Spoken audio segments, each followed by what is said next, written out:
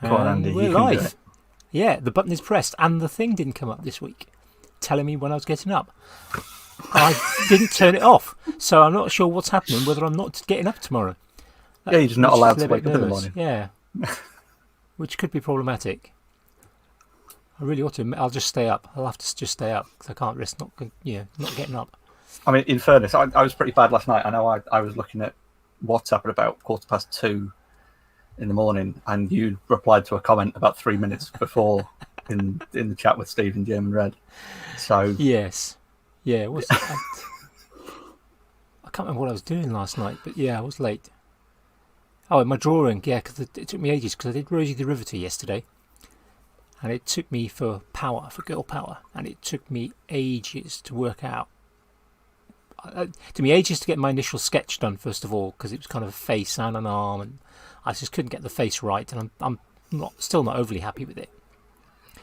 And then it took me ages, like hour and a half, 2 hours, to kind of work out where to start on the one line. Does that count as today's drawing now, then? More often than not. The previous days is done the next day, but I kind of work on the principle I'm still today somewhere. So that's the kind of figure. If I can get it done before kind of Hawaii time, I'm generally taking it as the day. If Hawaii's still awake, then that's good enough. Yeah, that's fair. Yeah. So I mean, sometimes I get. There's been a couple of times when I've figured, well, I'm awake now. Because like last night, I did probably nod off a couple of times, just sort of sitting staring at it, and kind of nodded off, and then got my second wind. And I did contemplate, kind of like 1:30, 2 o'clock, of, well, I may as well do tomorrow's now. I mean, surely it doesn't count if you've fallen asleep and then you've woken up after midnight, then you're on tomorrow's one anyway. Well, exactly, yeah. Although I think I did wake up before midnight, so that probably doesn't count. But it is then tomorrow. Time travel. You need is someone who's incredibly good with tight deadlines, Andy. That is a very good point. Do we know anyone? Jimmy? It was the worst segue ever. I'm trying to embrace the Steve. We're still learning. We're still learning on the segues. That's all right. I'll have to get one of those sort of hoverboards with the ones with a stick. That's a segue, isn't it? Yeah. They're pretty fun to ride, actually. I would love to have a go at one. I think I would be hilarious to watch on one, just with the general overall shape. Yeah, you look like an idiot, but it's so much fun. Yeah, didn't the creator of the original Segway die riding one? Yep. Yeah. Somebody. Yeah, something like that. Well, it's the same with the Ben & Jerry's guys, right? Like one of them died of diabetes or something. So it's like, I don't know. Really? Maybe I'm just making it up, but I heard something. I did hear that there was a company who made tow bars for cars, and they were absolutely super confident in their product. So the CEO, to kind of show off how good these tow bars were, he basically tied it around a tree and then drove off the edge of a cliff, just with attached to the tow bar. Perfectly fine. Drove off and it went donk and stopped, and he was okay. But then you've got the guys at Volvo testing out the automatic braking and then forgot that it wasn't switched on and getting run over. So that's its upside and downsides. You kind of got to check these things, do you? It's like when Elon Musk did his Cybertruck and kind of, we've got super strong windows, and look, that takes one impact, just not a second. Yeah, you kind of got to get it right. Yeah, rode it off a cliff. Talking of cliffs, that was an accidental segue there. Yeah, something flashed into my mind a few moments ago, and it's completely gone out again. I was got this brilliant segue from that, but it's because I've been blinded by the light. For the benefit of the audio listeners, this is the First Andy, episode where where are I'm you doing tonight? it from the Tinkerage. I am back. Woohoo! No longer time to try to get way on the slowest broadband you can possibly get. And I am now in the Tinkerage. Not properly wired in. I am wired in, but not properly. It's literally draped across the patio. You've actually got a better connection now than you have previously because you were in the same room as the router, just on Wi-Fi. Yeah, I was using Wi-Fi rather than wire. So I probably should have used a wire because I did have wires. But my lighting leaves a little bit to be desired. Apologies to those who are watching. Oh, actually, maybe an advancement. Actually, some people may prefer it. Only one shiny nugget in this show. Washed out. Well, Yeah, I'm kind of more basically wearing ghost-like. a helmet, so You do have an epic fringe, though. yeah. But you are very well lit. Yeah, it's very much kind better of than portrait. Yeah. Obviously, it's your artistic background. Yeah, Oh, you mean I'm the a scientist. dead bear on Jamie's the an wall? engineer. Oh yeah, that's a bit. Actually, that's a bit spooky because your background is dark, so kind of sort of seeing. Just seeing a set of antlers just coming out of one side of your head. Yeah, I don't have a light, a proper light in my room, so I just work with like a lot of indirect lights because I hate artificial lighting. But my background is a deer head, so might be Is that a better real that you're one, or not is seeing that- it. Is It's that a one real that one, you've yeah. seen? Ah. Very cool. I thought it would have been one of your magical sculptures. Although I suppose it probably would have been either this big or this big, I suppose, if it was one of your... You do tend to go for the big, don't you? Is that something you're known for? Do you think within Well, it's kind of artistic circles? Not really. I mean, it comes from probably the theater training. Because, like, if you are watching a play, everything needs to be like big from afar, so you can actually see it. Yeah.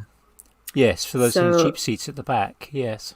Yeah, there's no sense in like making tiny props for a theater play on stage, I guess. So I was trained in those big sketches and big background drawings as well. But I mean, it kind of switched throughout the years, so I enjoy making smaller things as well. You've made some very, very cool small things, as well as some very, very cool big things as well. So Yeah, I like the pangolin sculptures you did, 'cause they were kind of hand size, weren't they? I mean, they were just gorgeous. Do you have a preference for kind of the large or the small, or is it just more a case of the individual project that appeals? It is totally up to the project. I mean, I do enjoy the large sculptures if they are like bigger than life size. So I like to take it like out of their original proportions, make like big things really small and make like tiny things super huge. like the Lego man. Like the Lego man, yeah. I also did some, I don't know, fancy makeup brushes, which were like 1.5 meters long or something like that. So that's like always a nice challenge because it's like Alice in Wonderland a little bit. So I love the, I mean, the even just the little things like the flexible cutlery. You know, just little things like that. So it's just a really, really cool thing to suddenly see. You know, because it was just so unexpected as well to just suddenly go, oh, look. Those were actually fun to make because they were used in a scene for a movie where there was like a fighting scene, and I think I didn't quite understand why they actually needed that fork to be flexible, because they were smashing someone's head into a plate, like on the counter at the bar, and I think on the plate was a fork or something, and they were doing to do this stunt, so they didn't want to stab his eye out. But I don't know if a fork makes the difference in that case. If you're So smashing the every head little against, bit helps, doesn't it? yeah. I mean, why didn't they make the plate out of foam? like it must have hurt. I'd imagine so. Yeah. It always amazes me how kind of the stunt guys and actors who aren't necessarily stunt people, but who do kind of some of their own stunts. Yeah, the things that they do, and I guess that's why so many sort of stunt people end up kind of in their older years, kind of semi-crippled sometimes, because they do really put their bodies through the mincer in just to create something that we can enjoy, even if it's not necessarily realistic. I suppose the they're trained of each stunt as well. But they are trained in. They know exactly how to like roll over or how to punch without actually hitting someone and fake it for the camera. So they How to are get the quite face smashed into a plate without damaging a fall.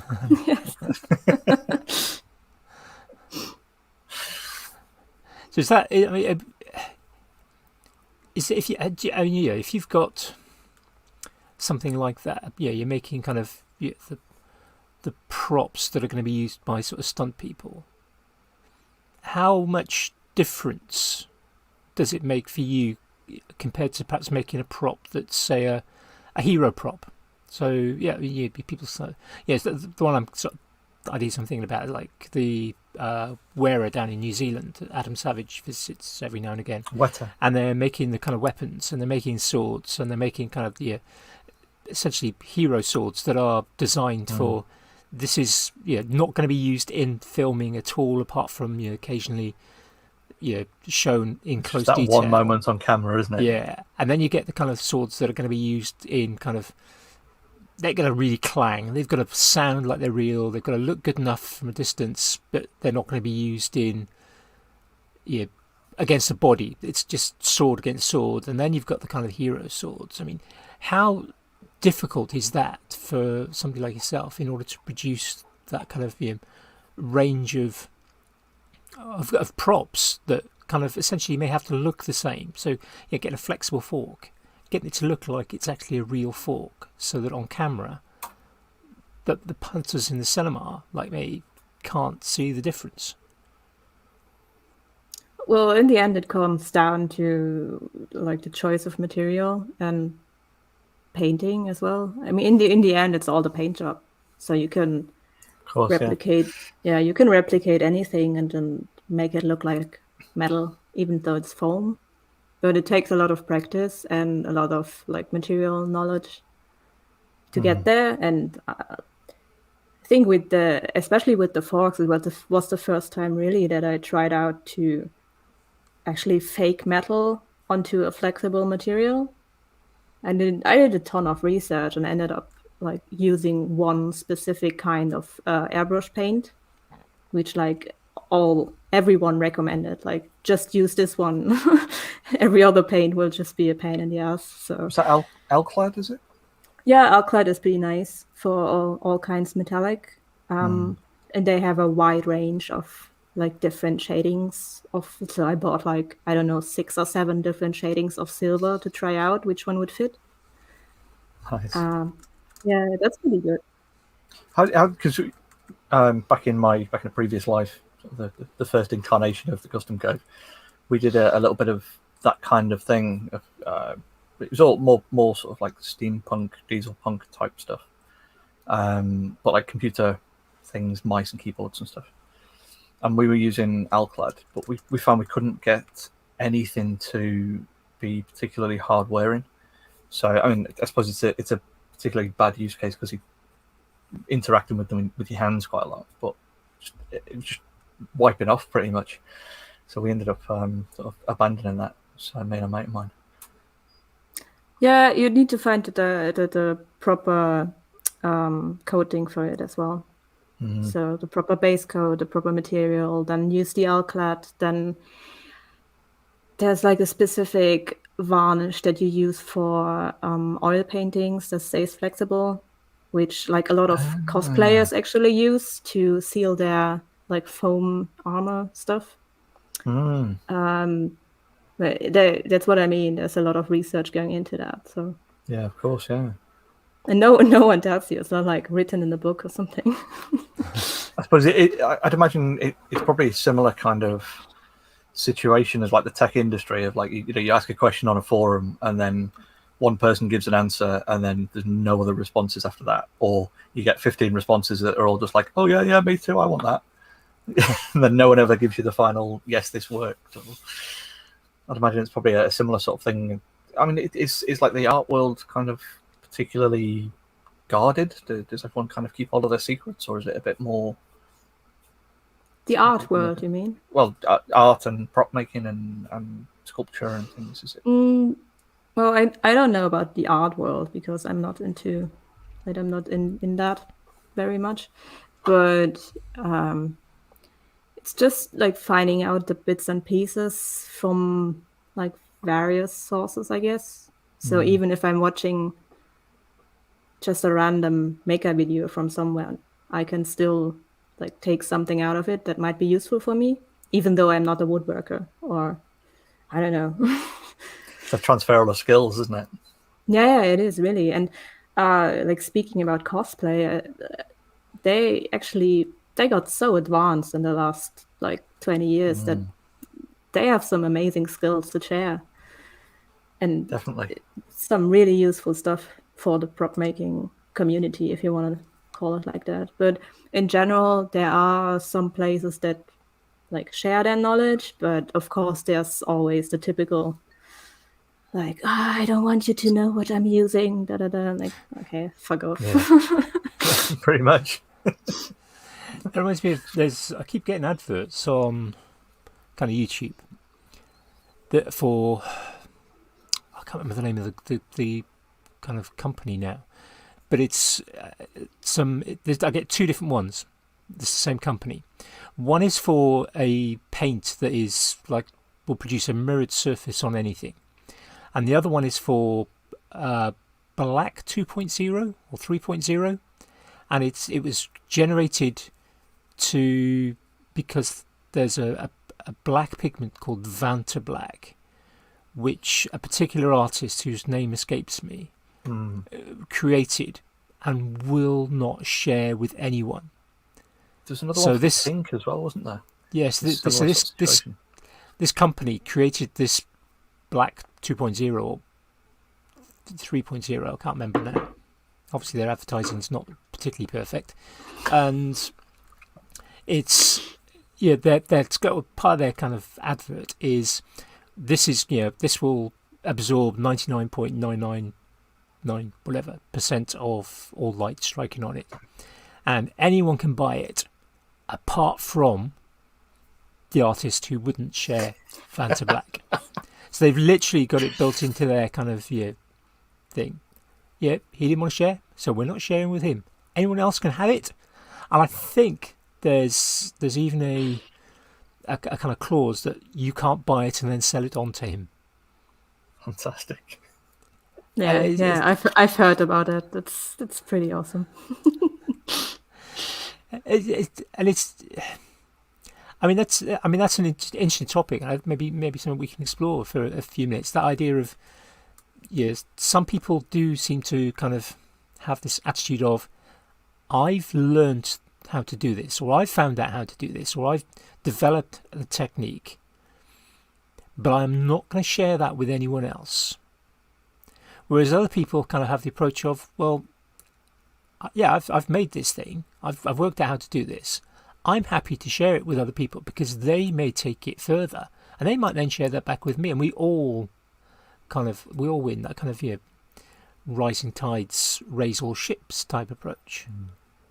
So it's kind of, it's interesting to see how this occurs. Because I've met many makers who've kind of, I was talking to a guy locally to me, he'd gone into a joiner's and was basically after scrap wood, because most places, most carpentry places, they have to get rid of their wood. Okay, some just take it home and burn it, but some they've got too much, so they kind of some people will let you slip us a fiver, you can fill your boot up with from our scrap pile. But he went into kind of one place and it was just like, no, you can't. You can't even look in our. You can't even look in our skip. Yeah, we've got a skip out the back, which they will be paying for to have it taken away. He said they wouldn't even let him have a broken bandsaw blade that they had lying around. It's got to be some insurance thing or some bit of bureaucracy somewhere, isn't it? Yeah, or is it just kind of dog in the manger? No, I'm not going to share. Other places might go, well, it's lying on the floor. If you pick it up, that's fine. Take it away. But don't cut yourself when you do it. We had the same problem at the place that I did my apprenticeship in. So they were not allowing you to take any scrap wood or something if you had a fireplace. So it was like a huge workshop. It was like a metal shop, woodworking area, and then the painter's room, and huge shop. And basically they said, as long as it's in the workshop, it belongs to the company, and when it's in the bin, it belongs to the trash company. So, I mean, we've probably all heard the story about someone stealing, I don't know, a pen from work and getting fired. And I think it's just the bureaucracy of it.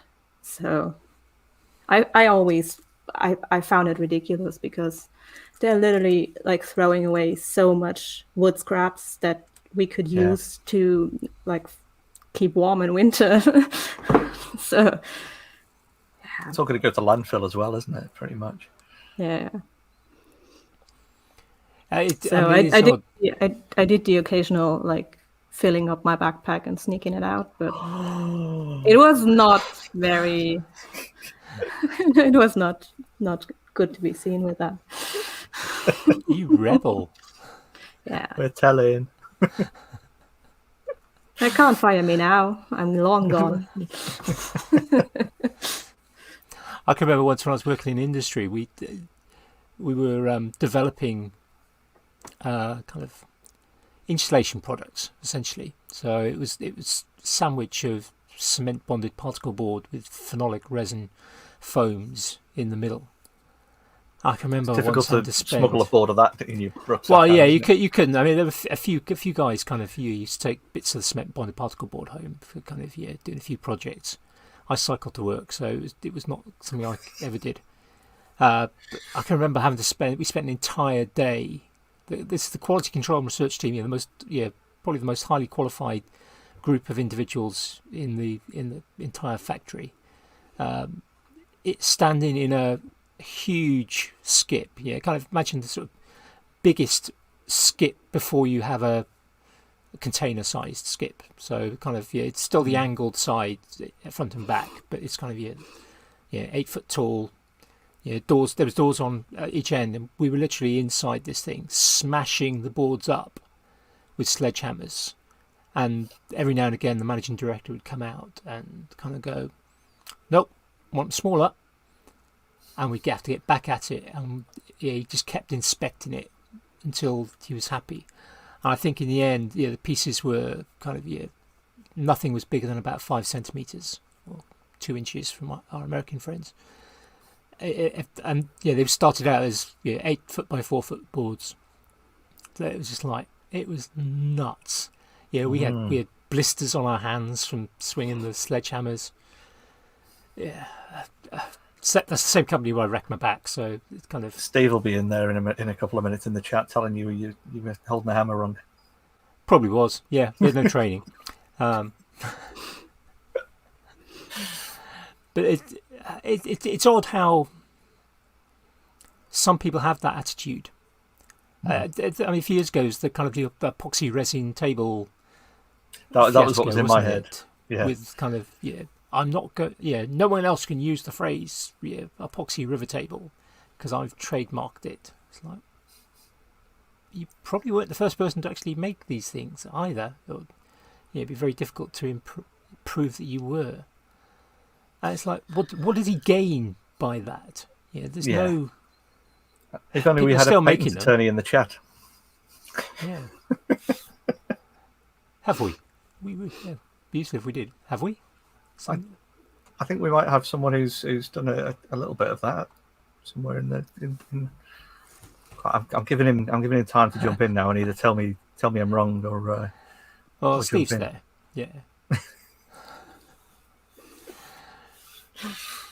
Yeah, I mean, But go on, yeah. Yeah, Actually, we I know did what get you the mean. name in the chat. We did get the name of the artist. If I just scroll back, Anish Kapoor is the artist who wouldn't share and isn't allowed to buy the black that is made by a company called Culture Hustle.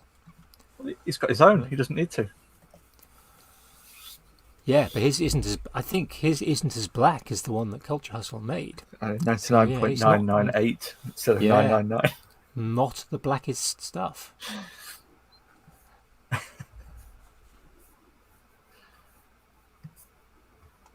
So we did have, I suppose, well, usual sort of story. We're 25 minutes in here, and we probably should give Caro the opportunity to maybe at least say her own name. For those who are going to butcher it and call you like Karoline Hinz, just to really, really upset you. Oh well, I give you the honor of introducing me, Jamie, if you want. I know that it is, we call you Caro, but I can't pronounce your name properly. I know it's more Hints, isn't it? Than Yeah. I remember you telling me off for going, is it Heinz? And you Nope, almost, not the ketchup. Yeah. Well, do you call yourself Caroline or something? Is it Carolina? Some people would say, or I usually don't speak for myself in the third person, so I that's can't fair. tell you. You just walk into a But yeah, room yes, and go, yeah. Most people call me just Caro or Carol or Caroline. I don't know. I don't care. Whatever. but not pleases Berlin you. Prop Shop. You are Prop No, Shop it's- Berlin. Exactly. I should have been wearing the Prop Shop Berlin t-shirt so much. Not really. A bit disappointed, to be honest. Yeah. Letting the side down, Jamie. Well, I usually accidentally am wearing it. Like I'll send Cara a message and then sort of look down and oh yeah. But yeah, I suppose for those who, if for some reason someone doesn't know that you make absolutely gorgeous sculptures and props and art pieces, and you've been viral a couple of times on the internet with things like the Sloth. yes, thank you. I was thinking pangolin costume. It isn't a pangolin costume. It is a sloth costume. And the bear and the guinea pig hat. Not hat. The sloth. But Caro Sloth is still my Mrs. favourite. Mrs. Sloth on the internet. Mrs. Sloth, I like that. Well, sloth riding a bike, sloth dancing. I think in fairness, I think your little video that you did, the very small clip of you sat next to the sloth with the sloth going very, very, very, very slowly was one of my favourite things I've ever seen you do for anything sloth related. It's just such a beautifully done little video clip. Well, thank you. I mean, it's all down to, I think Red was the initiative of putting this compilation out. So that was a nice little project. It was. I think all three of us were involved in that somewhere or another in Red's video.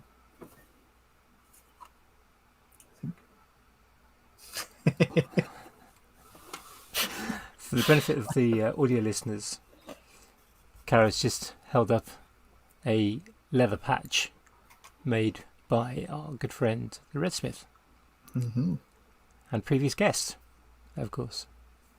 Previous trouble. Legends. All our guests are legends. Yeah, definitely. They wouldn't be on otherwise.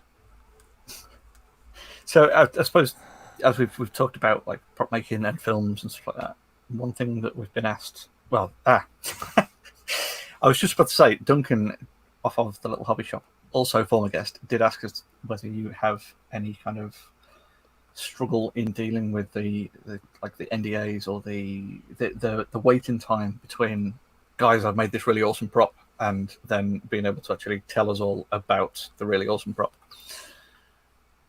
Is that a sort of an issue? Well, I mean, it is an issue when it comes to like publishing it on Instagram or my website or anything, but I think it's more like a kind of a mental challenge because when you finished something, you want to show it, right? It's like Yeah, I was it's going to fresh. say it's the It's excitement, isn't it? fresh. Yeah, you're still excited, and you probably won't even like it if you look at it 2 years from now. So it's more like, shit, I made this, but I know I won't like it if I show it in 2 years. So I can't be helped. I mean, there are NDAs and I have to follow them. And frankly, I don't really care. So Don't really Well, care I guess about if the NDA, if the client's paying for you to produce something and they insist on an NDA, then yeah, the client's paying. It's their sort of decision, isn't it? But it must is. be. It is. I mean, Yeah. there must be a kind of bit of frustration if there's kind of like you say, you've made something that you're particularly proud of. It's maybe been difficult, required stacks of research, new techniques, and you can't show it. Well, I mean, I know that I can show it eventually at some point. So it's not like completely gone. Yeah, I suppose it's future content in the bag, isn't it? Really. It's future content, and of course, like if you have these like fresh memories, or if you went for the filming as well, and it was just a nice experience with the team and everything, and you would really love to like post about it in terms of I'm currently in Italy and I've made this cool dog and I really want to show you, but I'm not allowed to. So that's a bit sad, but in the end, I mean, I can show it in whenever it comes out. So So have you got to wait? Is it just purely wait until the film comes out, or for that particular one, is there a time period after the film comes out before you can show it or anything? Or well, there are different types of NDAs, and usually it's I have to wait until it's released. And sometimes I even have to get permission to use pictures. So some production companies are fairly strict about it. Others aren't. So I can't really answer that question for everyone. But I mean, especially with screenshots, you have to be really careful because you can get they are copyrighted and you can't just like a screenshot from a movie, even though like what you made is in that picture. So yeah, I suppose it's the other things around it, isn't it? I suppose that might also be on the flip side, is if you've got like something in progress in the background of another shot that you've taken. I suppose that must be a bit of a nightmare. You know, just adding the extra. What do you mean if you're taking a photo, if you're taking a photo of if you've got a film prop sort of just off to the side and you're trying to take a photo of, something like Medusa, for instance, which obviously you've got to take a particularly wide shot to be able to get all of that in. So there might have been something just sort of creeping into the side of the shot that you might not have noticed or something. Imagine that must be like a bit of an extra consideration. Or well, it's not like I have 100 things at once that I'm working on.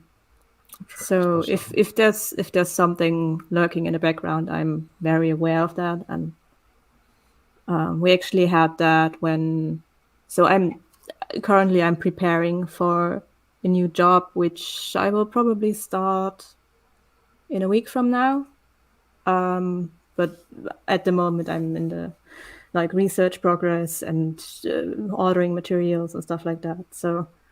I had a company come over that wanted to film like a little trailer for the client, and they were at the workshop, and we had to make sure, I was looking at all the stuff that was lying out, and I was like, okay, I need to remove this because this can't be shown, and please don't take pictures of this as well. But in the end, it's not on top of everything. Yeah, but in the end, it's usually no problem.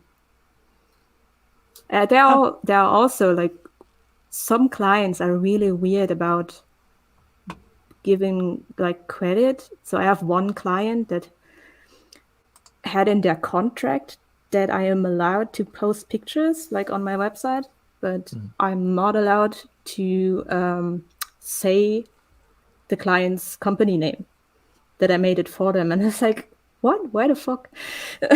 Yeah, that's It's like, not that, like, I don't know if they thought that I would take advantage of like naming them as my client. It really made no sense for me because I don't know.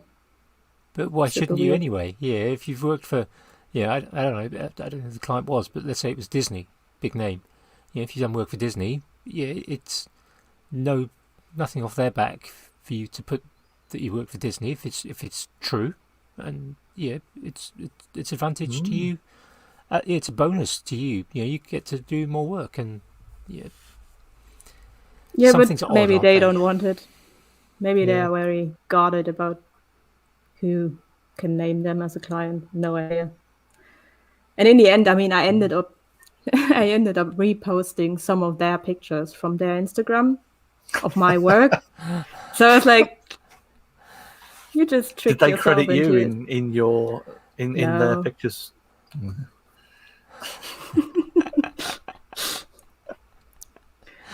It just doesn't make sense. Yes, No. just crazy.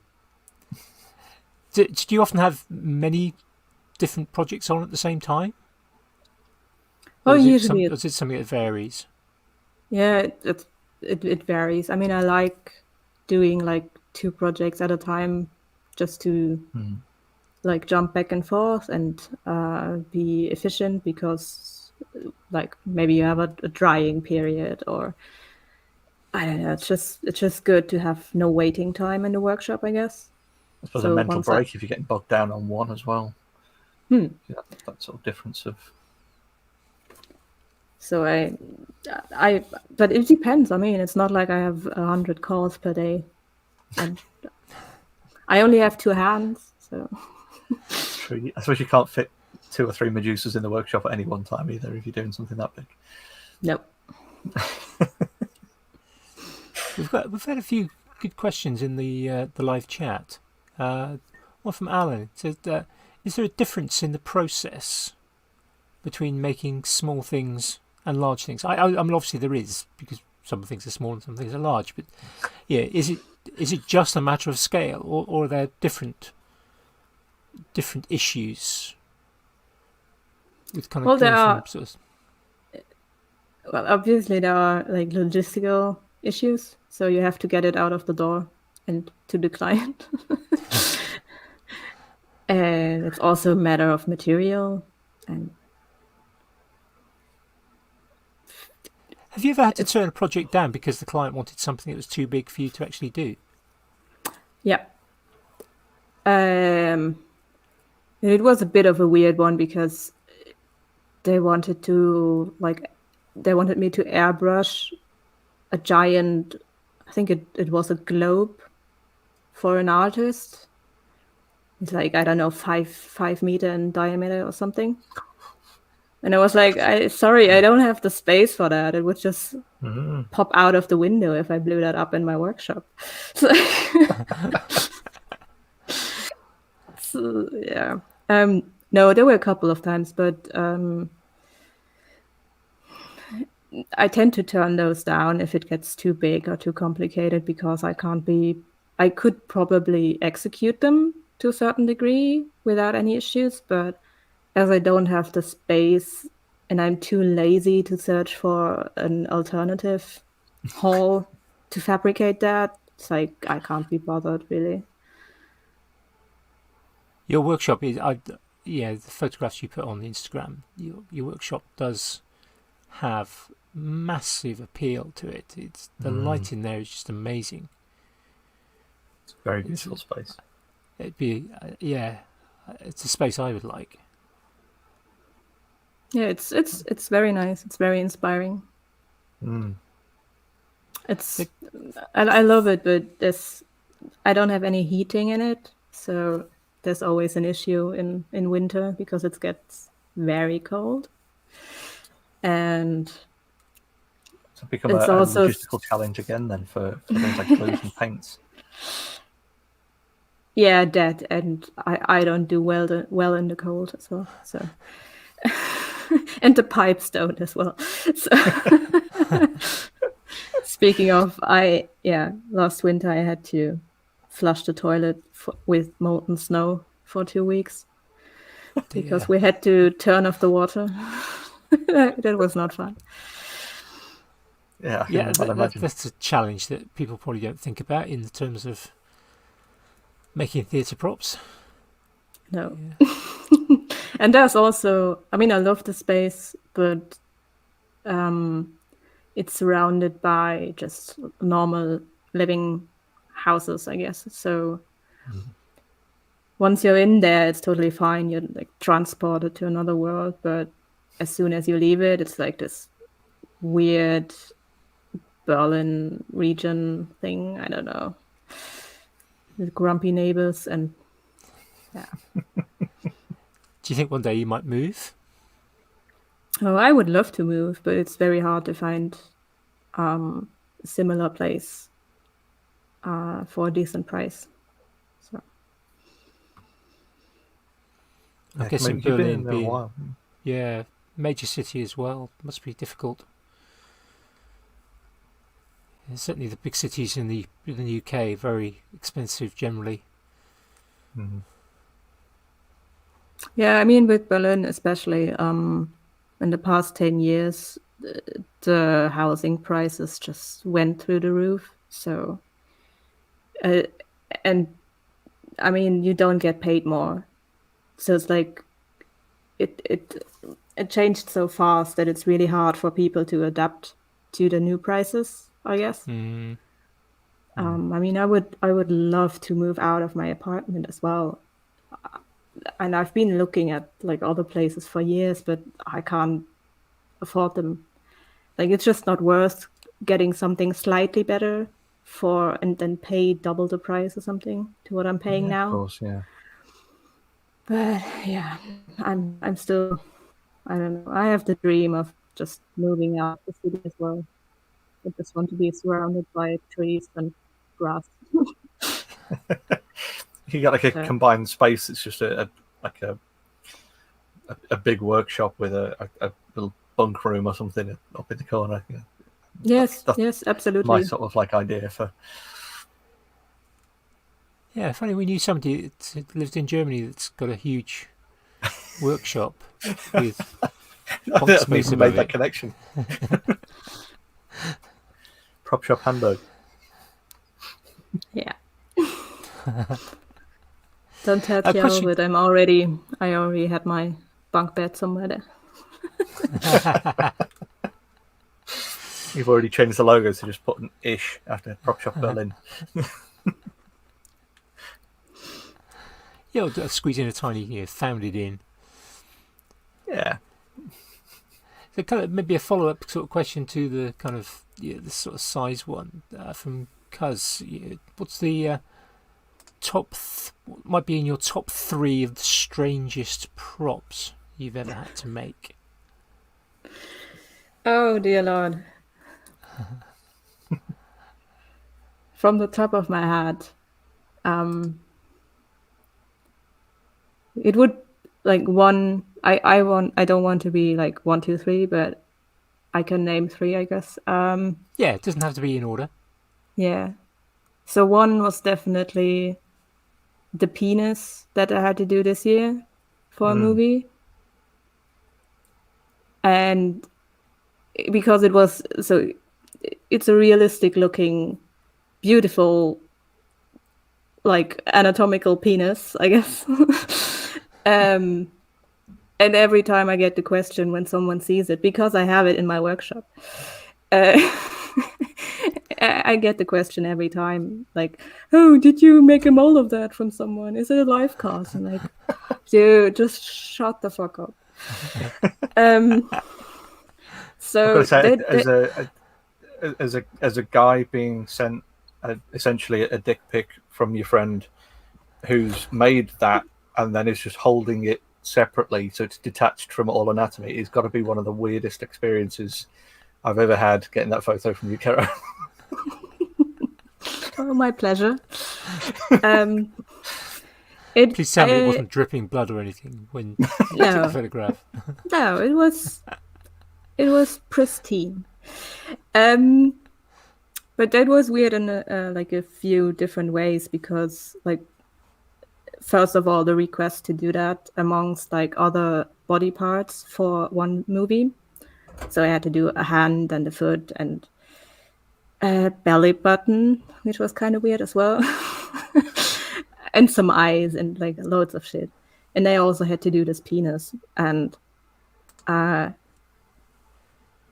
doing the research, like ending up doing research on gay porn sites, looking for one that might fit and sending that to the director. It was so is that okay? Do you want this one? Or then he sent me pictures of pubic hair, and I was like, oh, what the fuck? So that was very odd. And I noticed that especially men like get very quiet or make silly jokes when they see it. So that's always fun. We are all children. I know.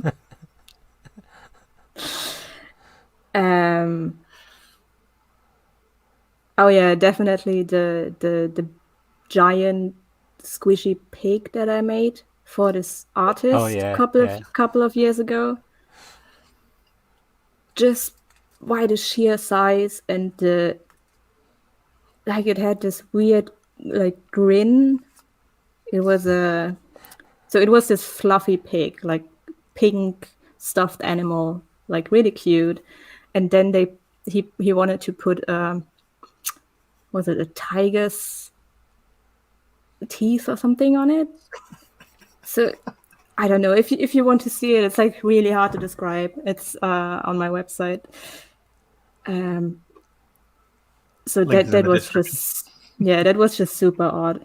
And he named it I think he named it Piggy Long Hands Growl or something. So what the fuck?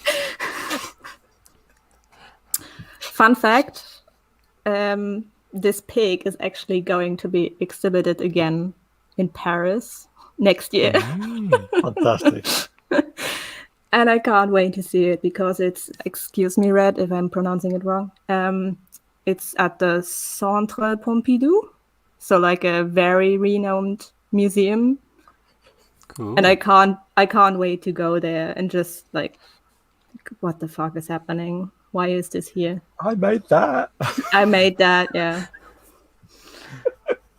There's going to have to be a selfie next to it, I think, isn't there?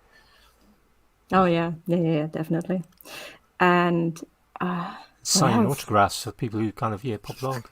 I made that. Would you like my autograph? Well, no, I mean the artist gets all the credit, so I'm just standing in the background enjoying it.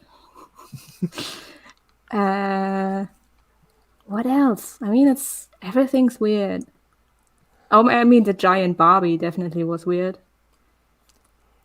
I think the fact that it had a giant penis sticking out the front was probably the thing that made it particularly weird. That just being super scaled was. Yeah, because that was what, about 3 or 4 meters tall or something? The Barbie? 5. 5 meters tall. 5 meters.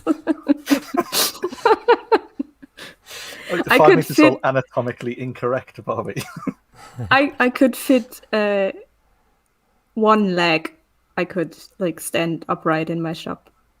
I could never assemble it like all at once. I had to lay it down, and then I remember like Steve was there for a week helping me like coating and sanding and stuff, and we managed to get it stand up in the backyard. I was just about to say that photo of you two with that, it was absolutely amazing. Because I think we sat up on the wall or stood on the wall or something. Yeah, I sat on the roof of the garage, and the neighbors love me. I can imagine it certainly keeps things interesting around there for them. Oh. Yeah. I mean, that must be a big plus of your job, because you're not producing hundreds of the same thing, or even multiples. Although Red did ask a question: is there a proper sculpture that you'd like to make a second time for him?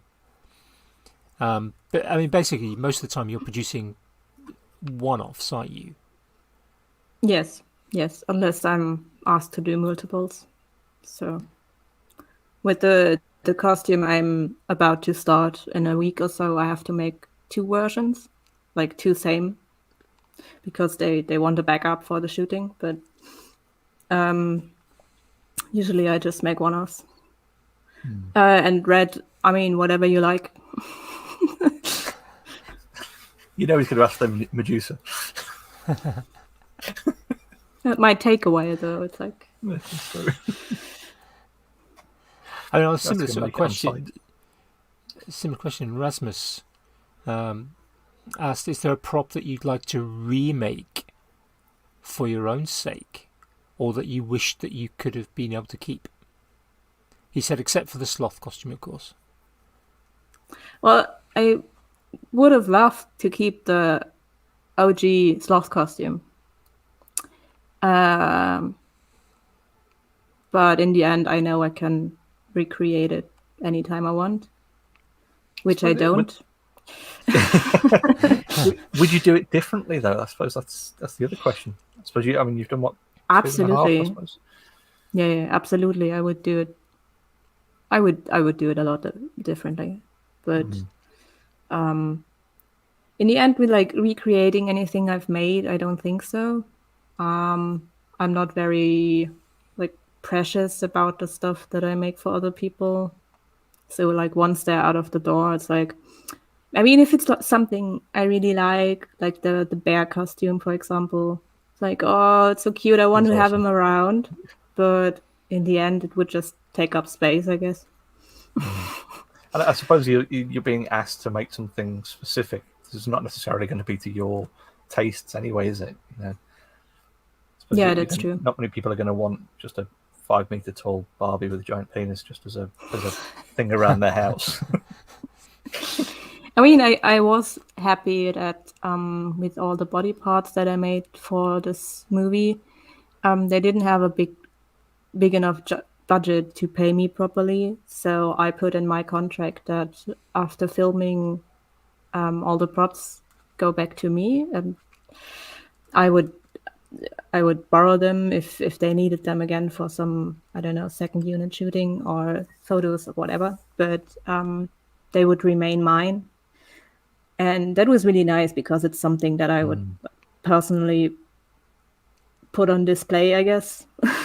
They look so cool in the bell jars as well.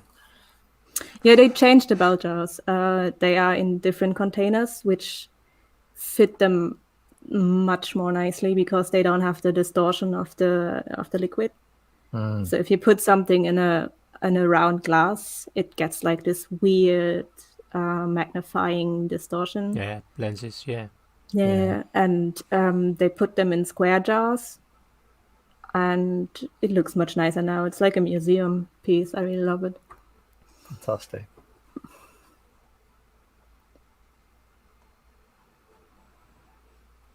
A couple more questions from the chat. Dan from Wonky Workshop asks, other than costumes, have you ever given any projects names, such as the brains you're currently working on?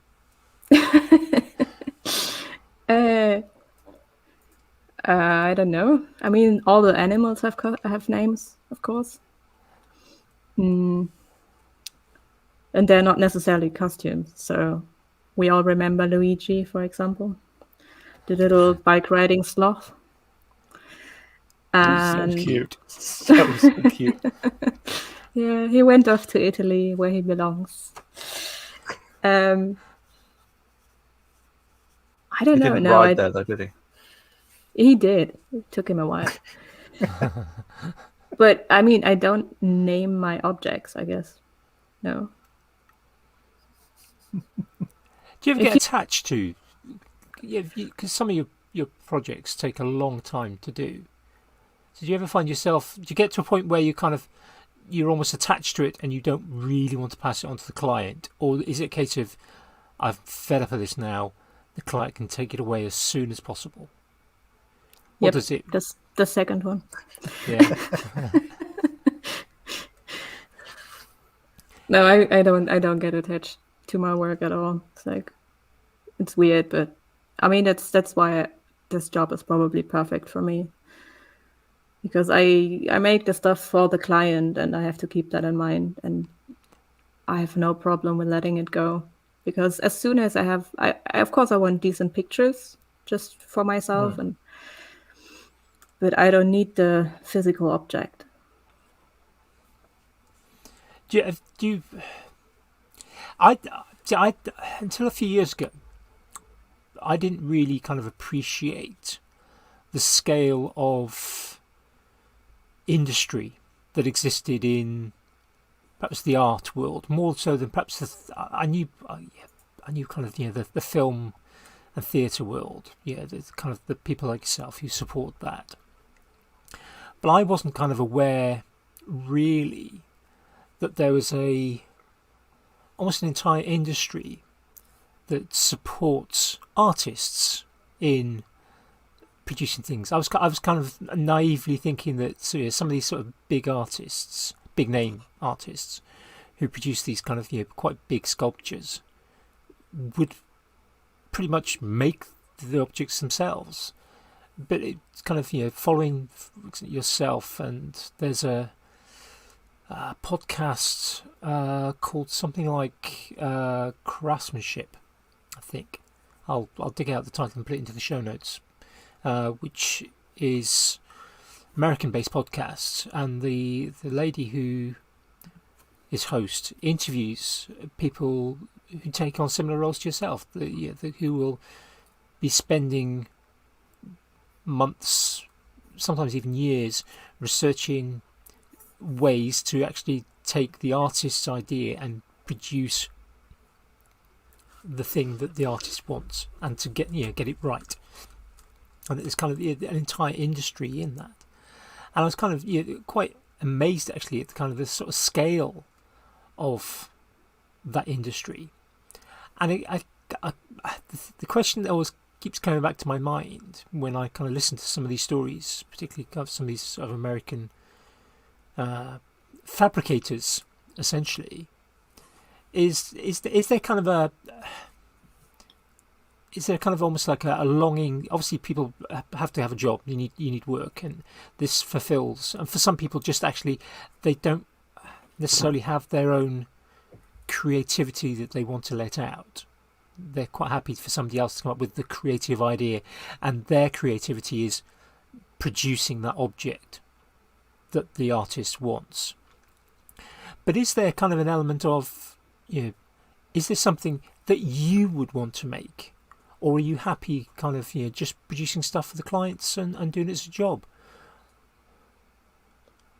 Well, I mean, I personally, I don't see myself as an artist, and I see the whole art industry very critically, and I don't think it's a good idea that we go too deep into that, but no, basically because it's an industry and you have to be aware of that. It's not just nice everyone gets their creativity out. It's a lot of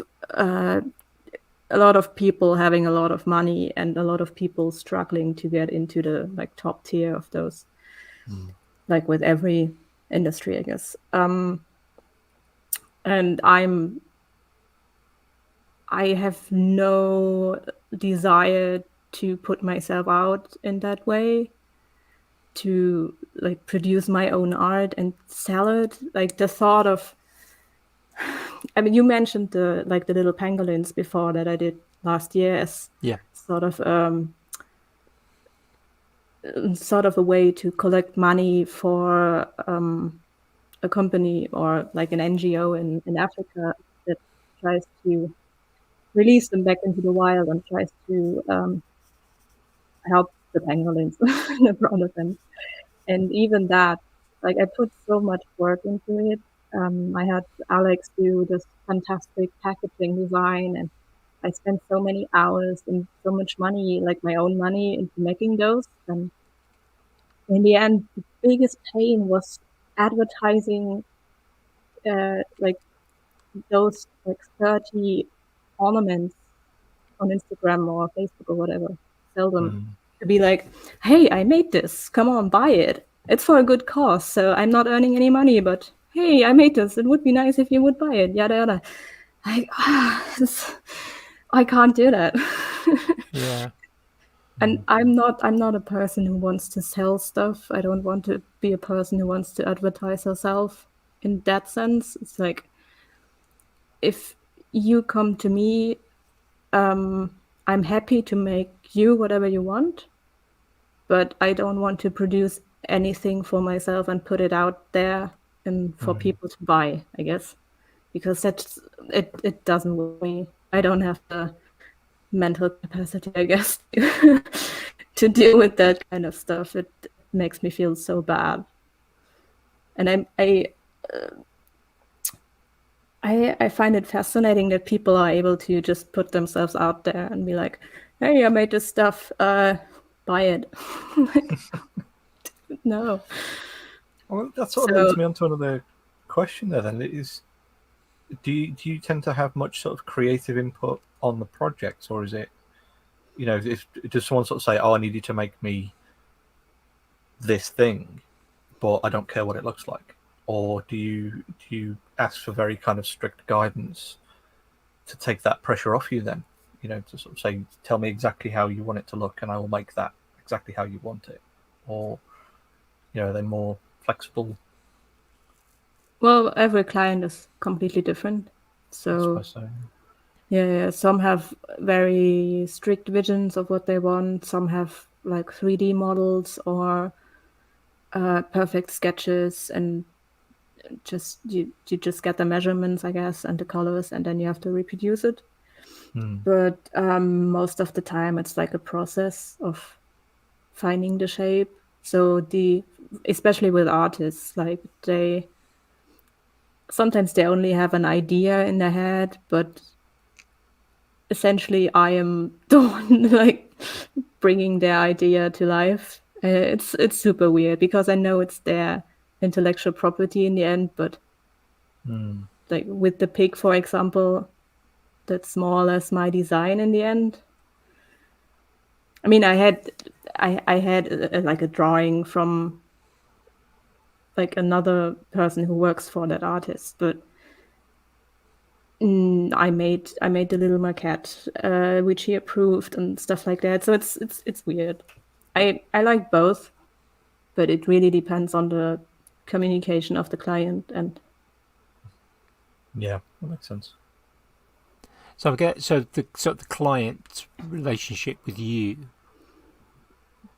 determines perhaps I'm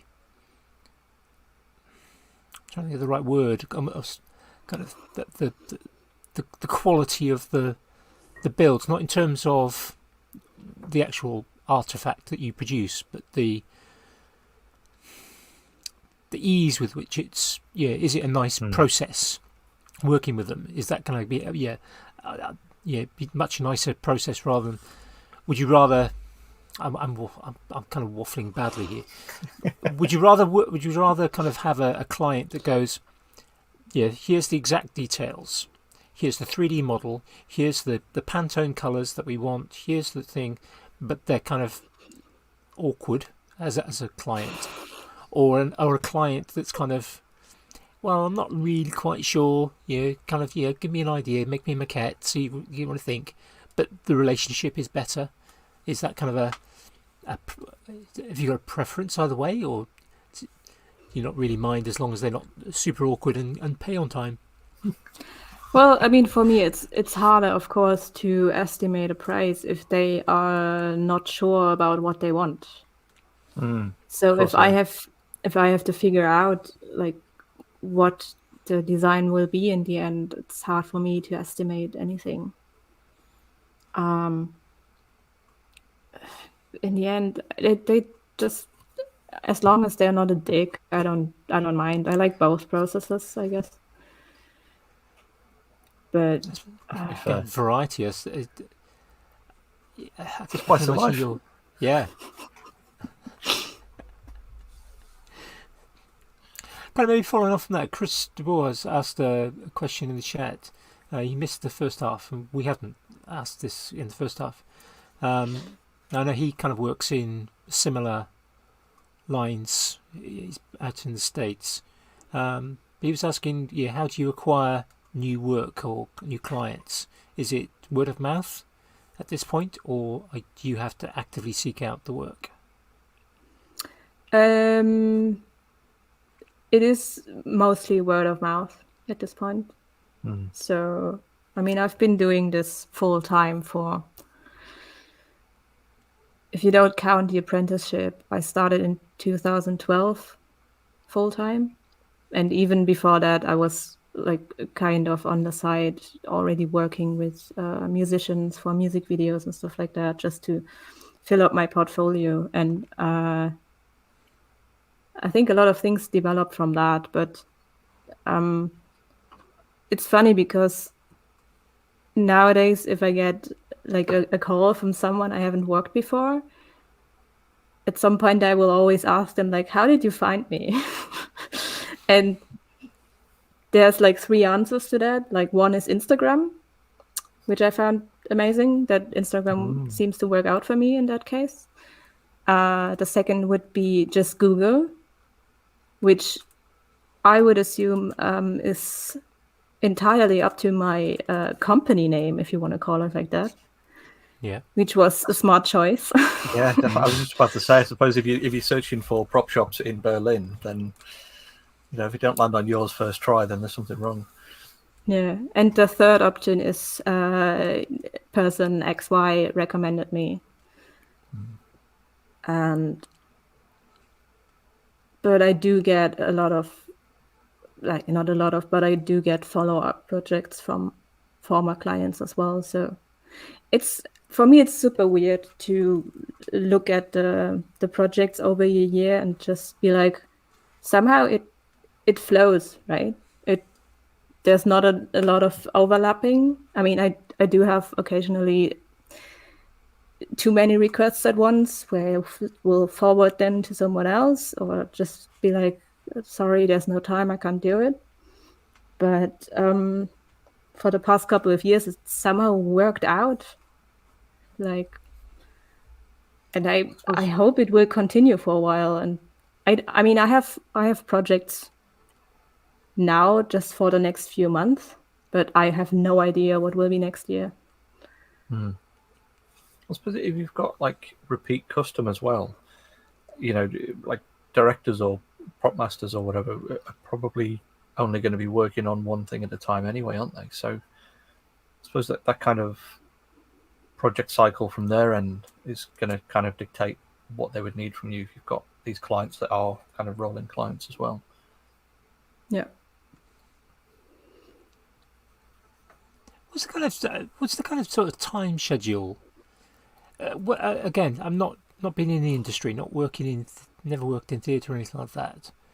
But if you're starting on a prop or a costume this next week, when will that?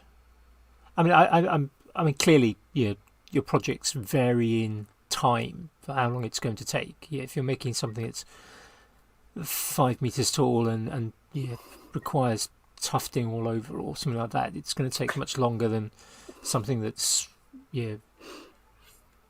penis shaped and roughly correct anatomical size. But is there generally, how far ahead of, say, the release or the production, the show, if it's theatre, are you kind of working? Yeah, are you producing, like the costume you said you're starting next week? Will that be for a production this year, or will it be for something next year? What's the kind of typical scale on these things? It's hard to answer because it differs so much. But usually there's never enough time. That's what I can tell you. And it's true. Like, there's barely enough time to get anything done because productions are very late in like planning their stuff. So it just adds up and you're like one of the last persons in the row to get the information. And with the costume I'm doing now, it's fairly good. So they had a lot of like pre-planning, but it's a big professional company that does a lot of advertisement. So they have big companies as clients that are, I guess, producing their commercials they're producing it now for next year or something. So the timeline in this project is totally fine. But with other projects, I don't know. I mean, usually theaters are a bit more tight. Again, it's hard to say. I'm sorry. I wish I could be able to like, give a better answer. But this is kind of things that we want to find out. We're waffling around. It's trying to find these things out. It's nice for those who are not involved in the industry to kind of just and us basically. As I said to somebody last week, this show is about Jamie and I being able to chat with absolutely friends and people that we want to chat to and find these things out. And I don't know much about the kind of theatre and film industry, so finding more of it out is fascinating for me. And the fact that you can't give an answer is an answer in itself. I could tell you that it's usually very stressful and never enough time. But in the end, we've witnessed that, haven't we? in the end, it comes down to like my experience as well, to be able to tell if it's doable in that amount of time that they're giving me. So I've had endless projects that were basically killing me, where I was working day and night just to get them finished because I didn't estimate the time right. And there's no way out then, I guess. Especially because you can't really make a good estimation of, like, if something, if you're pouring a liter of resin that's got a cure time of 4 hours, that's something that you can kind of predict as a thing. But if you're then scaling that up to 5 meters by 3 meters, that cure time isn't necessarily going to be the same then, is it, either? So I'd imagine there's going to be like material challenges that make it more difficult to estimate, physical time as well as like your input time. I don't know. Well, for me, the biggest challenge is the communication with the client, and if they come back with either no feedback or too much feedback when it's too late. So if I've had that so many times where I did exactly what they asked me for, and in the end they were like, "Oh my god, I didn't know it was going to look like this." I'm like, "Yeah, that's what you wanted. I'm sorry. I told you it would look like shit." Yes. But for me, so I'm pretty much all about doing it aesthetically. So even if it's something weird, like the pig or the like purple fluffy thing with one crying eye, I somehow still manage to make it visually pleasing for the eye, I hope. And I think that's what some clients see as well, and why they come back to me and why they trust me. Even if they don't have an exact idea, they see what I've done and they're like, okay, doesn't look like crap, I can trust her. So I think that's probably where it's a testament to the weird things that you've made, the fact that someone, can come to you with an idea like, oh, can you make me a selection of body parts for a film, to reassemble the creature that they're making. But to be able to come to you with a weird request like that and know that they're going to get something that is not only what they've asked for, but visually pleasing at the same time. Like you say, you've got that proof in your past projects to kind of instill that confidence to new clients, as well as obviously the ones you've already worked with. Yeah, I mean, that's what I strive for, but I always hope that it works out that way and that the client is happy in the end. It doesn't always work out. I mean, I've had a lot of people that don't ever want to work with me again, but I guess that's fine. It's the other way around as well. Yeah, I was going to say, I bet that goes two ways. Yeah. So there's a particular story that a particular prop that has that kind of like, I suppose it's a bit of a loaded one really, but the particular dog that was done one way and then changed after the fact. I don't know if that's something you'd like to talk about at all for a season 2. Whether you've made something in a particular way and then they've sort of gone, oh, we've had another idea for next series. Can you now just completely pull this prop apart and remake it in a different way, please? Are you talking about the dog that I made? Yeah, okay. Well, there's not so much to say about it, because in the end, the prop master who asked me to do that, he wasn't aware of that it would change in the end as well. So Of course, yeah. I don't blame like anyone in that terms, and it's okay. We will find a solution. It's not ideal, but I'm not too precious about that either. It's like I might be like pissed for a day or two, but in the end, it's it's just like wasted emotion, I guess. That's true. If you are too angry about it, and it's more a case of like I have like really bad experience with one theater director or like stage designer in that terms, and because he was not giving me any feedback at all, he was just not satisfied, but he didn't tell me what he wanted. So it's like, dude, I can't look into your brain. You need to articulate yourself and tell me what's wrong with the piece that I made for you and that looks exactly like the thing that you told me to do. It's like... So is that not what you're doing at the minute then? You're not looking into his brain where you've got that on the platter? Yeah. It's not his brain. that is his brain.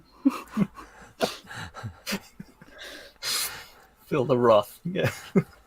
But I mean, the brains might be a good example as well, because it's for production as well, and they initially they asked for one, but they didn't. They gave me some references, but it was kind of a not so easy communication from their side, and in the end, I ended up making 4 brains, which were slightly different in color, and some had more veins and some had less veins, some were more pink, etc., etc. And I ended up going like to the filming location with all of the 4 brains, and I'm like, okay, you can pick one.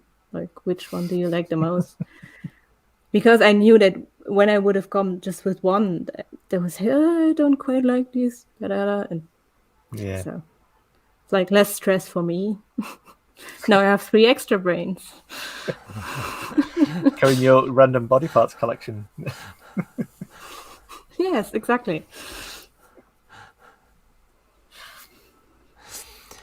We've got a couple of questions in the chat again. One which I think we've answered already from Dan, asking, are there clients you will not work with again? Well, fun fact, I worked with that director again. But I made the project like properly priced, and it was a nice project that I really wanted to do. So I kind of like overlook his snobbiness, and it's like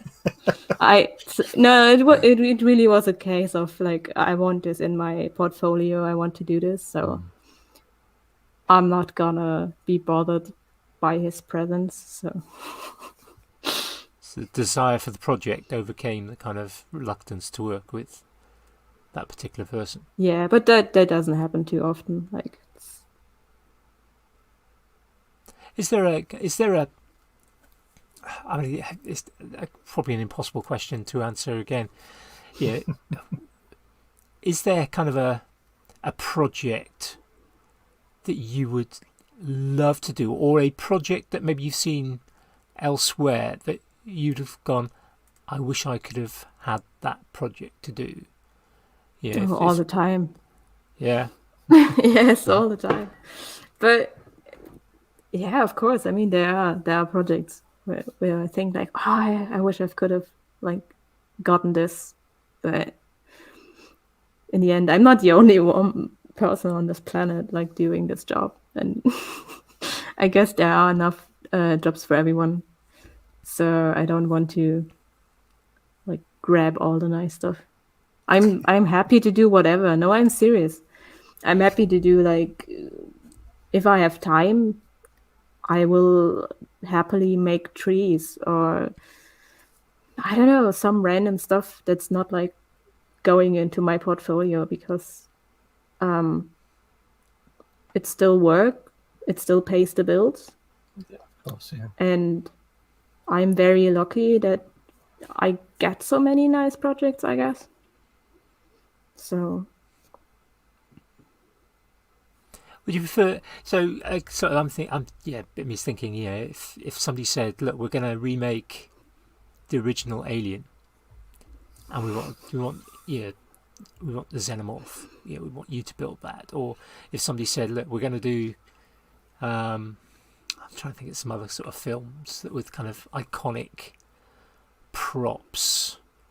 That isn't just, what's the next one along after Alien? Well, that'd be Predator, or is there kind of a, if there was a classic film being remade that requires kind of an interesting prop, is there one that you would kind of go, I'm going to try for that one?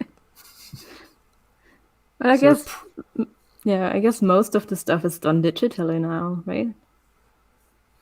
So I doubt there would be a physical Predator at this point in time. Maybe wasn't it digital all the way? I have no idea. Well, there's always. I think although perhaps the film production might be predominantly digital now, there's still the kind of we want the 3-dimensional display for the kind of the red carpet premiere. Ooh, I know I know what you're getting at.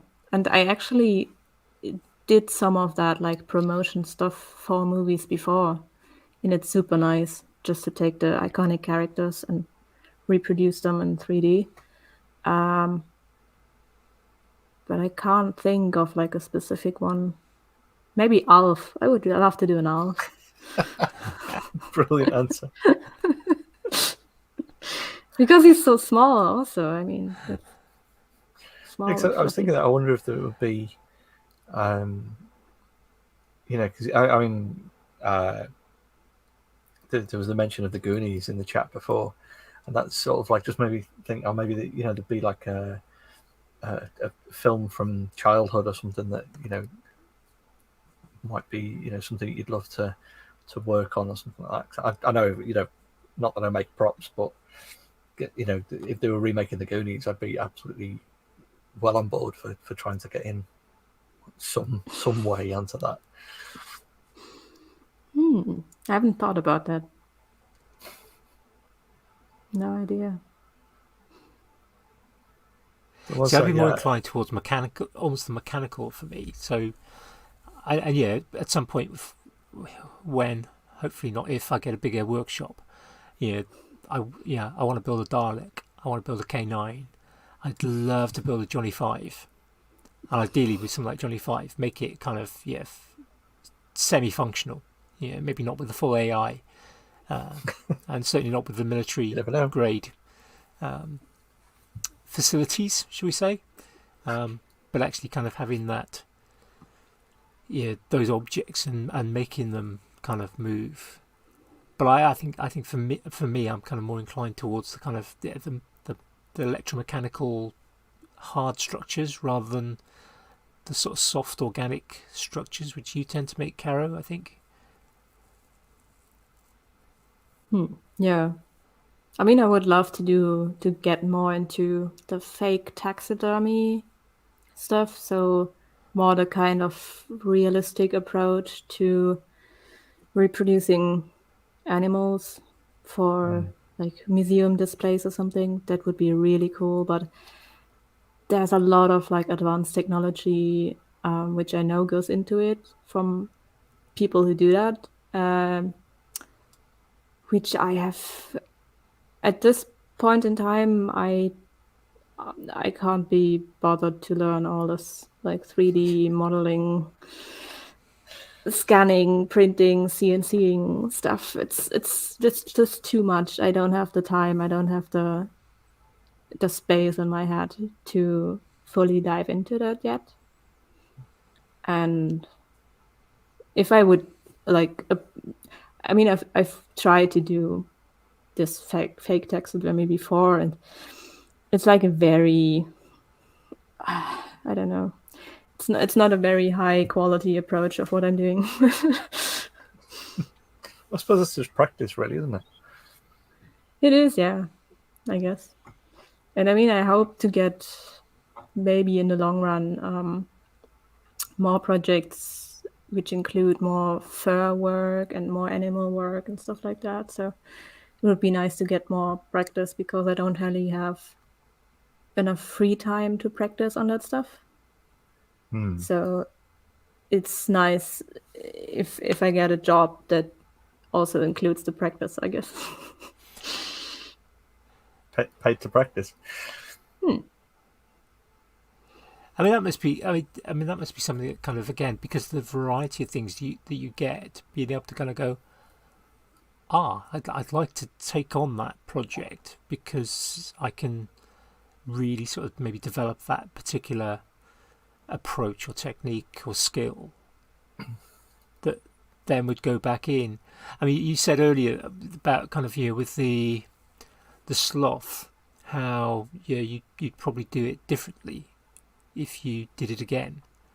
I mean, is that just based on you've learnt new things since, or there's new materials or techniques that are available to you, or just that you kind of had a brainwave and went, why did I do it that way? It would have been so much easier to do it this way.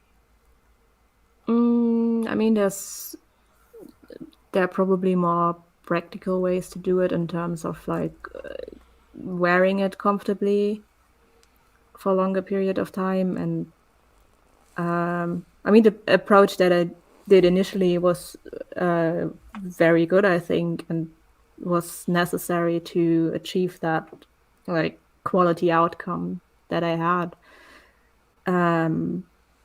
But I know there are like different methods of doing it, which probably would lead to a similar outcome. But in the end, yeah, I mean, there's so many materials on the market that you can try out and that are all like useful for a specific thing in the end. So yeah. Sort of off the back of that, then, do you try and learn something new with each new project? If you're looking at something, you think, oh, well, I've made something like that before, so I could just do it the way I did last time.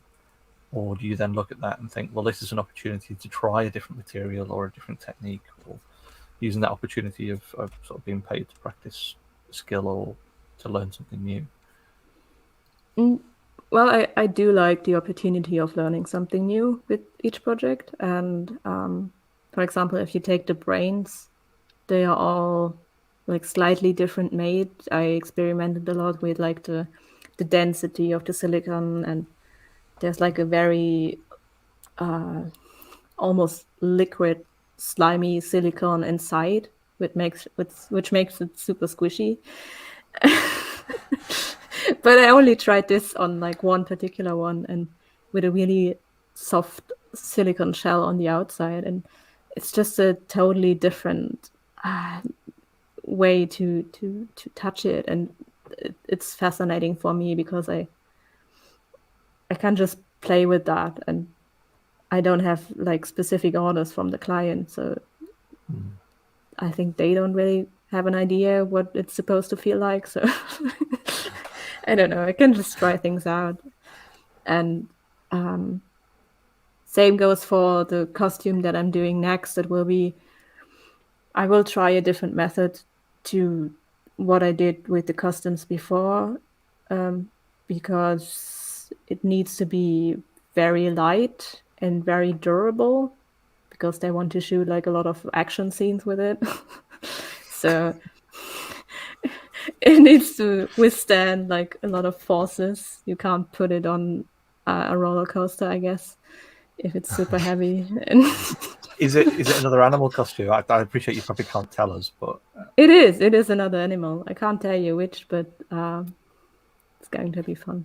I've just got this mental image of some weirdly proportioned animal creature, but doing like John Wick movies. When you mentioned in like action movies. Just... We did have another question earlier from Duncan, actually, was to whether or not you've done any other jobs outside of prop making and sculpture. Were you a doorman in a nightclub, or if you ever worked in IT or any of that kind of stuff? Damn it. I had a ton of like very low paid side jobs, I guess, before I went self-employed, and that included anything from working at Subways, which is really shit, so making sandwiches, and at a bakery. I worked for many years at a hardware store when I was still at school, where I got paid €4.60 per hour, which is nowadays I don't even want to think about that. It's like it's the cost of a Subway, isn't it? Pretty much. It's so fucked up, and I'm so happy that this is not allowed anymore.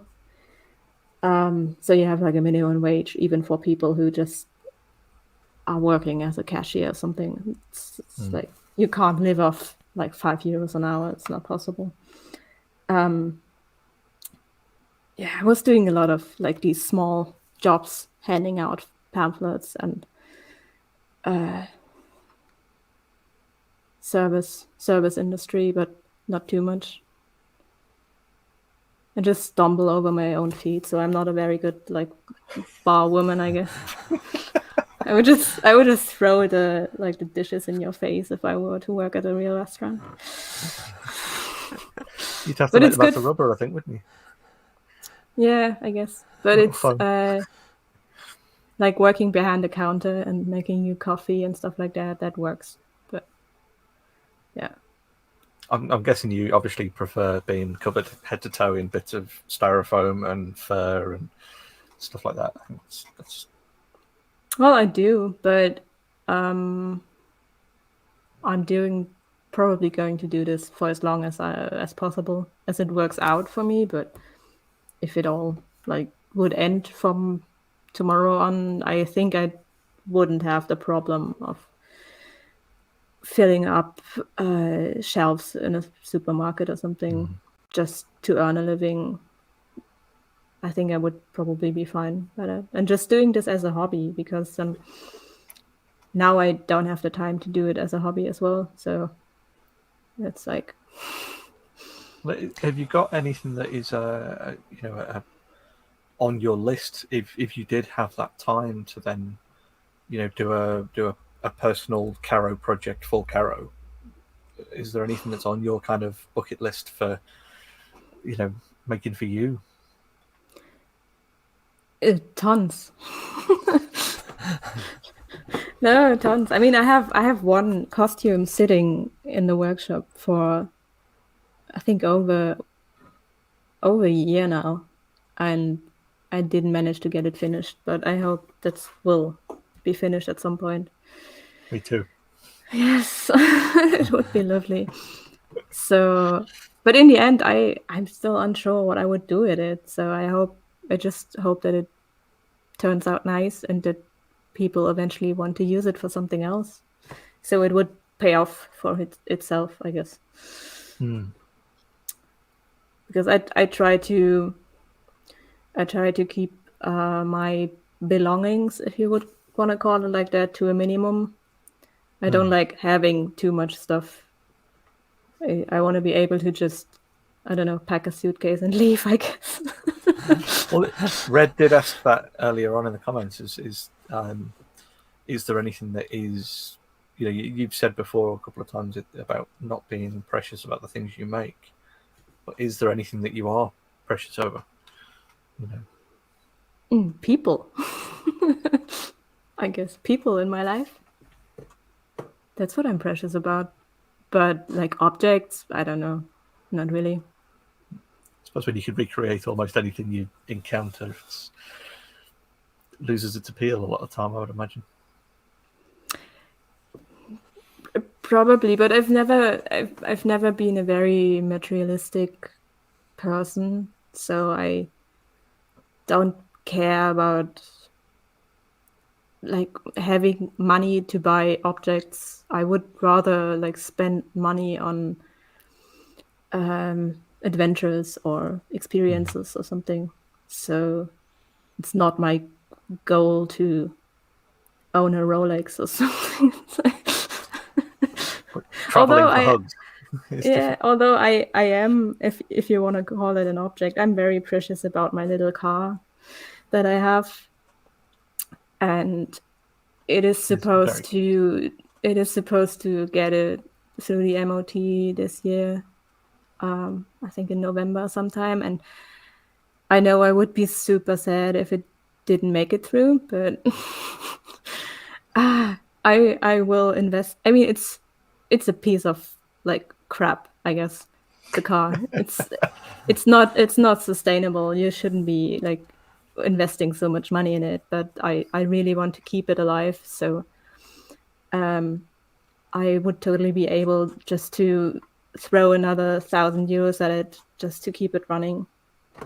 Although it would probably be more efficient to just buy a working car at some point. take the shell off that one and just glue it to the top of something else. Yeah, I guess. So on that sort of line, yeah, sort of money there. You mentioned earlier about, for example, you've made 4 brains where the client really wanted one, but you gave them the option to kind of choose the one that they wanted. The other 3 brains, I mean, Jamie mentioned, obviously potentially joining your collection of body parts going on, but you say not materialistic. Red asked, would you consider auctioning them off? As I said, I'm not too keen on selling anything directly. So it would make me feel really bad to put an Instagram post up like, hey, anyone wants to buy a brain? I don't even know what I would price it for, right? So if anyone wants to donate a large sum of money to Caro's car fund. or Caro's car fund. Caro's car fund, I like that. We should open a bank account for the Smurf. The car, the Smurf car. No, I think I would. Was it you that made a Smurf? Somebody's made a Smurf. I didn't make a Smurf. It was somebody made a Smurf in the last couple of years. I'll have to try and find out who that is now. I mean, we ended up by some accident calling my car Schlumpf, which is the German version of Smurf, and it just stuck. So everyone knows it. It's the Smurf. It's not a blue car, though, is it? It is blue greenish. So some weird Turquoisey colour, I suppose, yeah. 90s turquoise color. That would be amazing in the Pantone book. You know. Actually, I 90s mean, turquoise, 80s turquoise. I bought 2 spray cans of that exact color, and it's put down as Subaru Vista Blue. So they are keeping it as a blue. So I'm not too wrong, I think. It's not a Smurf blue, but it's a bluish green, I guess. So yeah, no. I would actually. I am giving away one brain to a friend. So, and I will keep one, and then I don't know what to do with the other one. So, yeah. What was the character in Wizard of Oz that needed a brain? Wasn't it the Scarecrow? Scarecrow, wasn't it? Missing Yeah. the brain, wasn't it? Tin Man was missing the heart. Mm.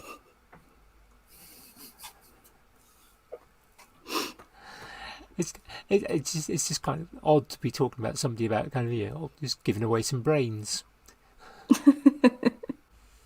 Brains for everyone. Caro, the zombie mother. Aww. I mean, Halloween coming up, so That's true. That's true. it's almost that time of the year. Hard to believe, but Is Halloween the time of the year that you like? Is that a good opportunity to make costumes and stuff? Or not really. I mean, it's not that big in Germany.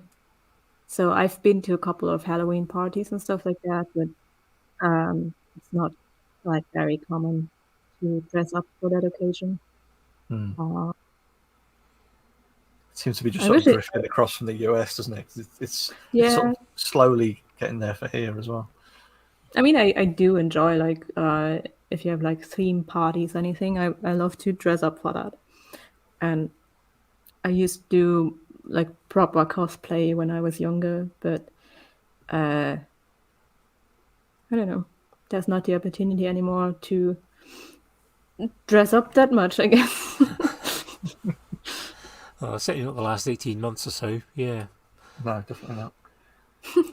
Although I have heard of people sort of dressing up in their own homes just for I've got to go to work, so I'm going to put my suit on, even though I'm going to be travelling 5 meters. I had a blast just like doing taxes in my onesie. So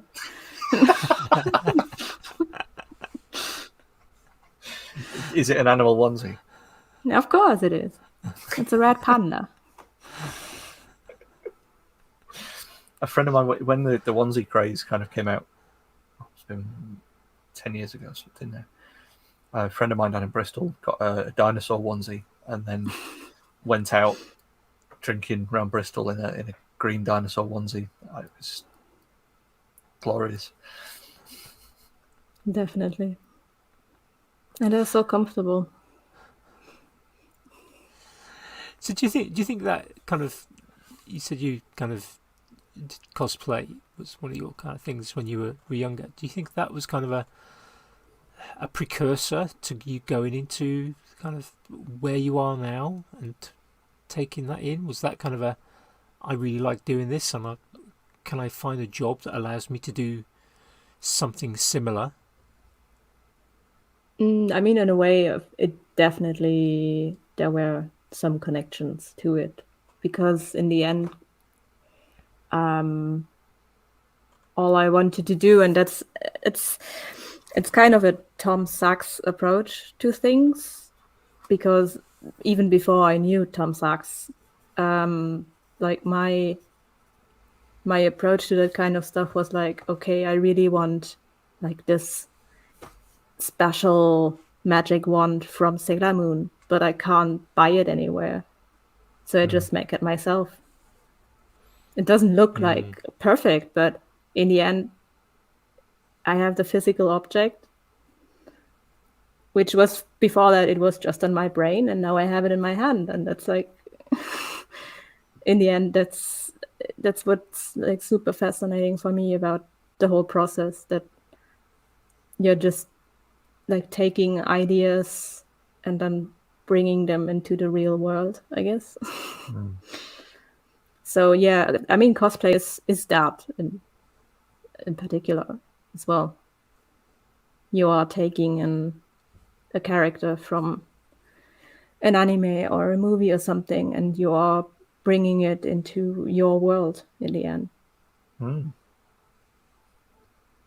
Yeah, I suppose it's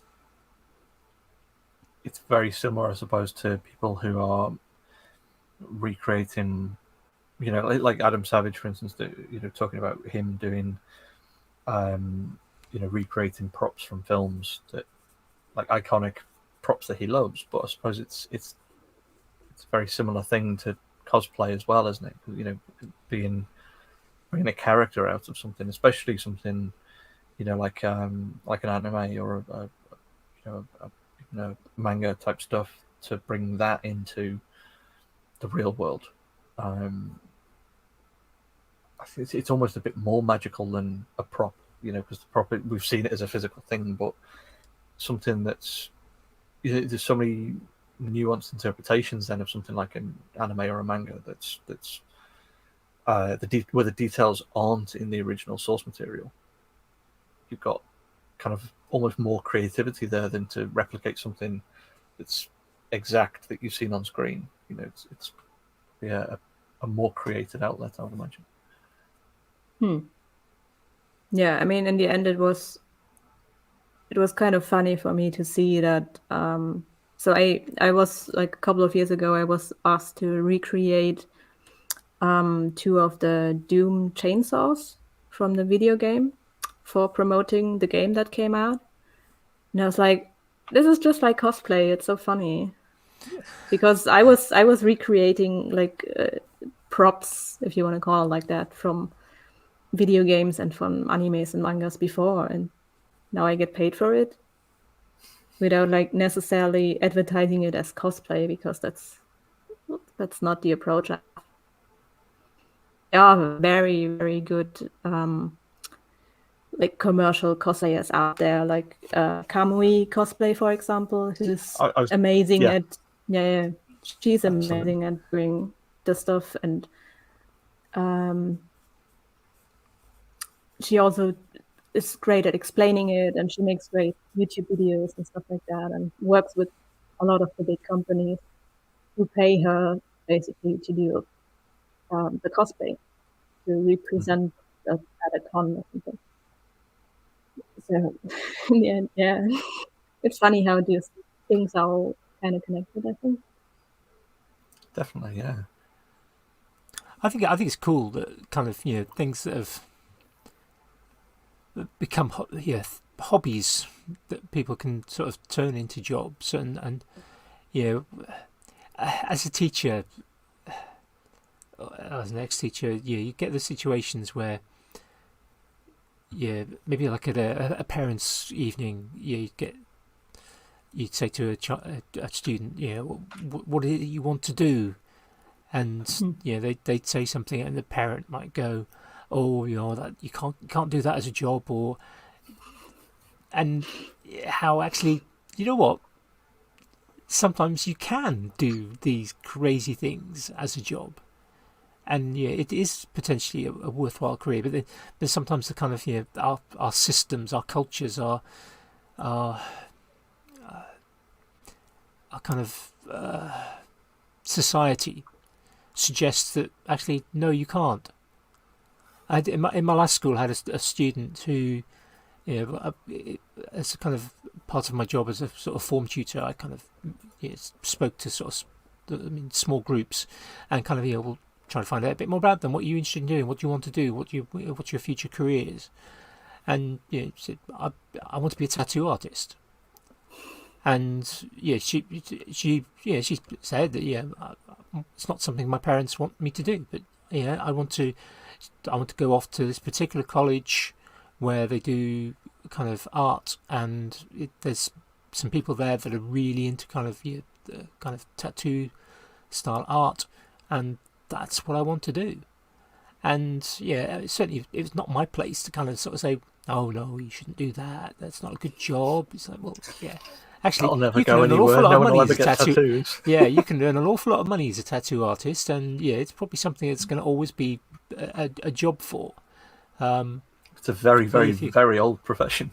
Yeah, very old profession, and nowadays actually a very Highly sought regarded, after. I suppose, yeah. Yeah, highly regarded if you're good. The latest thing that the kids are wanting to do is be YouTubers. You know, Yeah. Who the hell's going to do that? And there's also this kind of element of jobs that there's a great I don't know if it's been updated, but in the early noughties a presentation came out, and it kind of was out on YouTube and a variety of other places as well. It was called Shift Happens, and it's a fantastic piece. I don't know if it's been updated, and kind of some of the kind of core ideas within it. It was aimed at kind of education and how we prepare young people for jobs that we don't know exist. And I used to say to my students, I grew up in the 80s, the 70s and 80s. It's on my sort of developing years. That's the 1980s, 1970s. Before anyone suggests the 1880s. When I was in secondary school, a web designer would be a way of describing a spider. A spider, yeah. Yeah, there was no such thing as a web designer.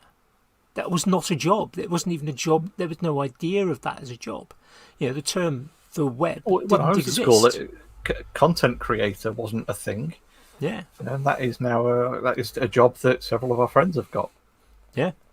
But like you say, I mean, you kind of preempting jobs that aren't going to exist for the next 10, 15, 20 years. Yeah, and I mean there are also like always different approaches how to like actually get into that job and how to make it like doable for your personal situation that you're in. Because I remember like very clearly after school that I was looking at like the options that I had, and after some research I actually found this school in England. I don't remember the name of it, but they were offering like a bachelor's degree in prop making and puppet making, stop motion figures, something stuff. But I would have never been able to afford that. So for like a foreign student, the price was so high. It was like, how am I gonna pay for this? This is not possible for me to take that course. But that was like the initiative that I thought I would need to take in order to like jump into that job of some sort. And then eventually I found like other ways that were like more approachable for my situation, like where in the apprenticeship I got paid in the end, like a minimum wage, but I didn't have to pay anything for that education, right? Cool. Because my parents, they weren't able to like financially support me anything, and I don't know how other people do it, probably with some student loan or something, but I don't know, the idea of at that young age having so much debt just like before you even start working, it's like I couldn't do it. And having to be that fixed on what you wanted to learn, to take on something like a student loan or that sort of debt. So yeah, this is gonna impact my life for the next 20 years. Or potentially longer. Yeah. Yeah, it's a difficult thing. Yeah.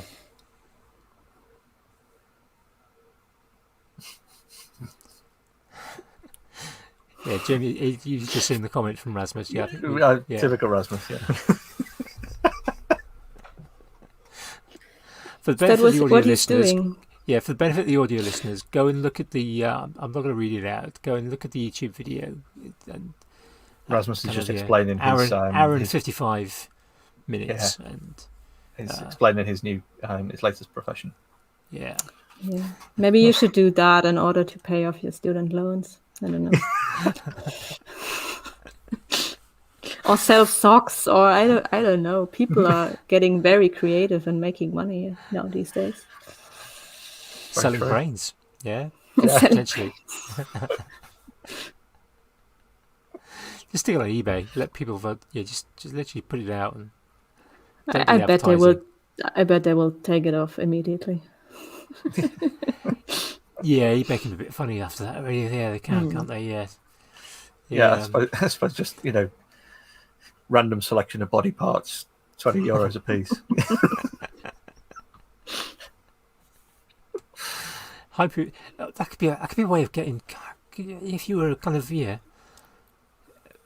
just mass murderer, you could kind of get some prop ones, and then kind of 15 legs for sale, and you kind of just put a bit of silicone over the outside to make it look a bit more, slightly more fake. I'm sure there was a Carry On film bit like that. I can't remember which one it was. There was kind of people kept disappearing, and they ended up as kind of mannequins or something like that. Oh yeah, I remember that one. Yeah. Yeah, it had kind of like Elvira type character, if I remember correctly. Yeah. It was like all from the main character's point of view as well. Yeah. Is it that movie that you're thinking about? Possibly. What was it called? It's a long time ago. Yeah. It was all not filmed. in a galaxy far, far away. It was all filmed from the main character's point of view. It was super disturbing. And at some point, you just see him in the mirror, like looking at himself, like, okay. Oh, we'll have to get back on that one. You mentioned your kind of apprenticeship, and that you got an apprenticeship that was paid. Is passing that forward something that you've considered? This was a question actually earlier from Dan Brent. Yeah, have you considered at some point maybe taking on an apprentice in order to kind of pass on to the next generation? Is that something you would consider? I mean, I've had very many requests for internships, and I always declined because I don't have the capacity to give them the attention that they need. Because my work days are never the same, and it's hard for me to estimate if and what I have to do in 3 months from now. So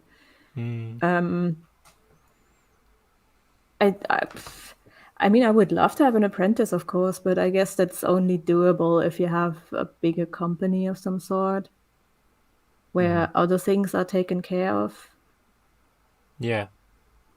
I guess if you're the kind of you're a solo company, Yeah. you're having to do everything, aren't you? And so that takes into time. Yeah, I Maybe suppose being able something to find work. To find work for someone who's wanting to learn from you that isn't just sanding Barbie's legs or something like that. It's something like that. It would be difficult to sort of say, oh yeah, just cast those eyeballs. If they've never done that before, like you say, I suppose there's going to be some stuff that would be easy to pass on. Like we've got this massive lump of something that we need to just sand and prep. It's just 2 days worth of work of. Just but they labor. won't be they won't be learning much from that. Exactly. And that's like the difficulty I have with internships and passing on knowledge to people directly working next to me in the workshop, because most of the time the deadlines are just too tight, and the workload is too much. So to put that on top would like probably exceed my my time and my strengths, and I don't know. It would be too. Increases the load on you, doesn't it? It would be too stressful for me, and I would also. I mean, if I had an intern or an apprentice, I want to give them the attention that they deserve. So, I think that would only be doable if I didn't have to work on the side, and no idea. You need a couple of fully trained apprentices first before you can then hand off the work to them to train up the next one down. Yeah, but it's I'm missing the word right now. Maybe someday. We'll see. You probably have a few people jumping at that opportunity. You want to come in, Jamie? I mean, absolutely. I think Mr. Berkey would be diving at your heels there as well. Just to, I was going to say I could probably list 10 half a or dozen 15 without people. Yeah, without. Yeah, I mean, I can see 2 people. Yeah, right here. Yeah, happily come along, and as long as I haven't got to lift anything heavy. Yeah. Just hold this. It can just make you like punch hair or something. You don't have. You can do that standing up or sitting down. Yeah, that's good. Yeah, that could be good. Yeah, should be kind of just where you like shaving the like the fur and stuff like that. I think I'd probably be quite used to doing that. Just from bits of beard trimming and stuff. It's sort of close enough to transfer the skills across. Yeah, just send me your CV. I will call you back. Don't call me.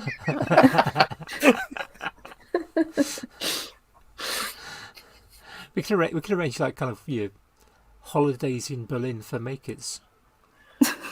I mean, you've got particularly busy jobs. I've got plenty of jobs. You can all come and just help me. But I also like to pay my workers properly. So.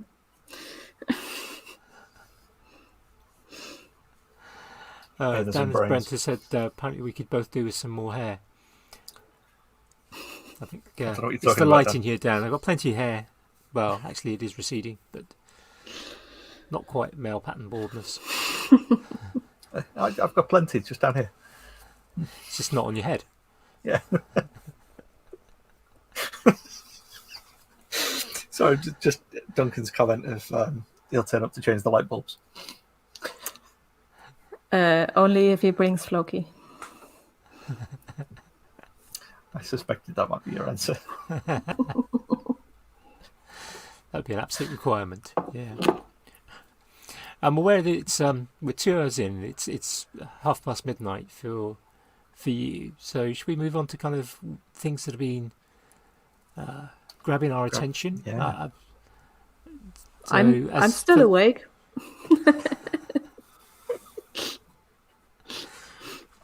Well, we can. What would you like to talk about next? You got something you'd like to talk about next?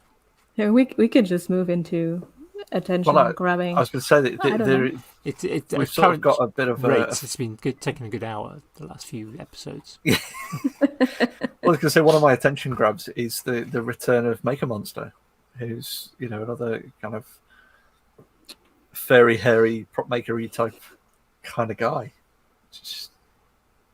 With some additional little horns. I don't know if you noticed on the video. He's now has some little horns. And he's able to blink. I was going to say some blinking eyes. I think it's the coolest addition to the new look. It's good. Maker Monster's great. He's actually been helping me out with some material questions because he works for the company that sells the silicone that I use mostly. Mm-hmm. So he's like very experienced in the usage of that and had some really nice tips and always there to answer questions. Yeah, he's another lovely person. Yeah. I guess for you that keeping on top of material development, new materials, new applications of maybe old materials, that must be actually kind of potentially quite a time-consuming thing to do.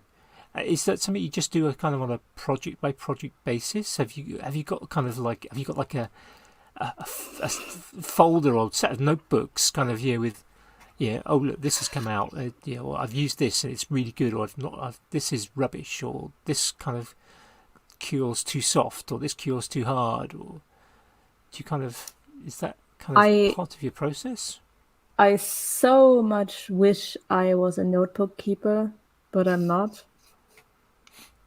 It's either like everything is in my head, or I have to look it up again. I tried like keeping notebooks about certain things, but I just lose track every time. So it's very hard for me to maintain a notebook or a sketchbook or anything. Maybe it's just a form of like getting used to it and training yourself into writing it down. Yeah, when you figure that out, let me know. Yeah.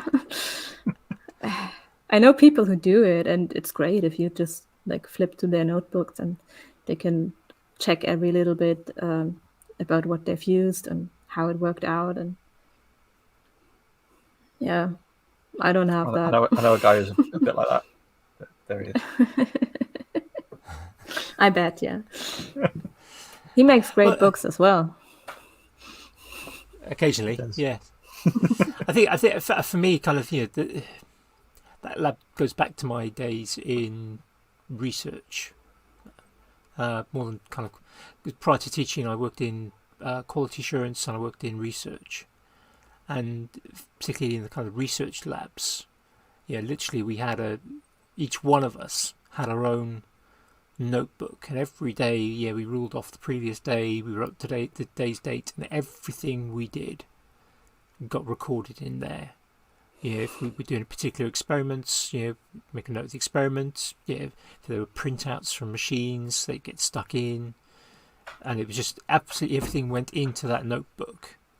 And then if there was if managers wanted a particular report about a particular batch of experiments that we'd done, we would generate those reports using our notebooks, and they literally stayed, at our stations. We each had essentially our own desks in the lab, and if we were on holiday or were away, each of us could kind of go, let's go and see what was Dave working on yesterday, or what was Andy working on a few days ago. All right, there's the figures we need.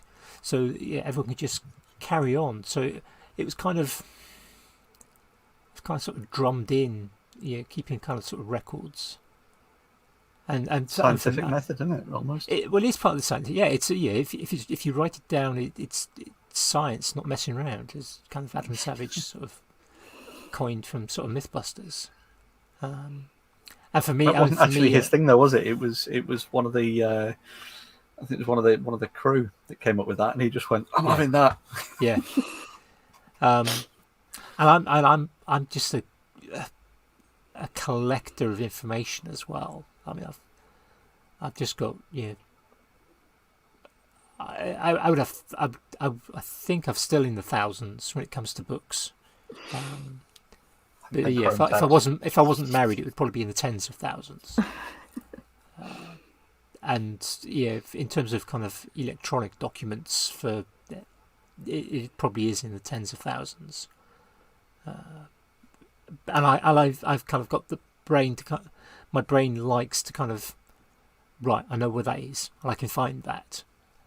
My brain works well in that. It doesn't necessarily remember the information, but it remembers where the information is, which is not good in exams. and great. It's very useful. It's very useful in the research environment, but no use in the exam hall. But yeah, I can't remember anything. It's like Like I'm very bad at remembering dates or even people. If I haven't seen someone in a couple of years and they cross the street and like I know this person, but I don't. So I hope no one like next Makers Do you have like Central. I hope no one gets upset offended if I don't recognize them at first. I Do know, you have I'm like already battling a that. tactile memory though? Do you find that like if you've not worked with a material for or a process for years, when you come back to that, you can remember how to use it, or do you find that you forget how to work with certain materials after a set time, or But weirdly enough, with materials, it's fairly good. I don't unlearn it that much. I think it's like riding a bike, I guess. Once you've done it, it's somewhere safe in your brain, I guess.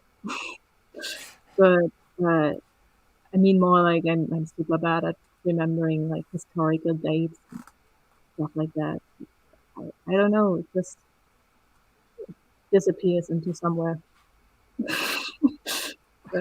I mean, it's probably one point why school was not particularly well suited for me, aside from the very tough social aspect. I think I can't remember the shit if I don't want to, and even if I'm interested in like history and everything, I learning historical dates or vocabulary in Latin or something, it just broke my neck.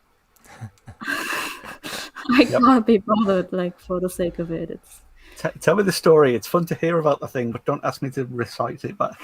yes, exactly. Just make it interesting and not like boring and Conjugating verbs in Latin is not something I'm oh fond god, of. fuck! It was so bad. I can only just about remember Caecilius est in horto, and that was about it. And then like the rest of Yeah, off it went. yes. Exactly. I didn't do Latin. You really aren't I missing did out. Welsh though for a couple of years. Oh wow. Uh, Yeah. Another dead language. No. And I mean, I wanted to like actually when I was really young, I wanted to become a vet, so a doctor for animals, and I guess that's just blew out of the wind. Like, I know I wouldn't be able to like study medicine. You say I was that, but I was very into like all the medical stuff. So I was in the like youth Red Cross, where we learned like everything from reanimation and helping when someone cut themselves and like all the basic stuff that you need like at a very early age, and it was super fascinating to me. And but the pure study aspect of it just didn't make it like an option, I guess, for me. well, I'd imagine you still take a lot of deep dives into like anatomy and physiology, and I know like when you did the modification to the dog prop, for the TV series, I think, wasn't it? Yeah. And that you were reaching out to the community to find out about the anatomy and the processes involved in what they do to. I remember seeing the post. Is anyone a vet or linked to anyone who's a vet? I need to work out how to take a dog's leg off, or to put it back on. It's just that kind of. You're very good at that kind of analysis, I think, or that absorbing that that influence and that information to make the prop, I suppose. Yeah, I mean, I'm super into like all the practical stuff, just not the theory, I guess. And you need both in order to I suppose so, yeah. fully function in that terms. Also, I have one big problem when it comes to medicine. It's just my absolute like I've one phobia, and I will tell you what's the proper term? Emetophobia, I guess. Do you know what that is? No, that's a new one on me. So emetophobia, I guess. I don't know if I speak it correctly in English. It rings a bell, but I can't think what it is. Any guesses? I'm thinking it's not blood. No, I think is it needles? It's not. Oh, red nose. No, I can't. I don't think it is needles. Is it? I don't mind needles at all. I mean, look at my arms. Yeah. Oh, Red spoiled it. It's Yeah. it's a phobia of throwing up. Ah, of course, antiemetics. Yeah, And yeah. it's okay now, I guess. But when I was a kid, it was so bad that I couldn't even see like people in movies throw up without like totally panicking and starting to cry. And it just, I don't know, the thought of someone of the smell and the noise and of myself throwing up. I think everyone finds it disgusting to a certain degree. Yeah, I think probably. it's hardwired into us, isn't it? Yeah. It is, but I think that was not a normal kind of disliking. So, yeah, and it doesn't matter if it's like humans or animals or anything. I can't. I mean, as I said, it's better now, and of course, I've thrown up before.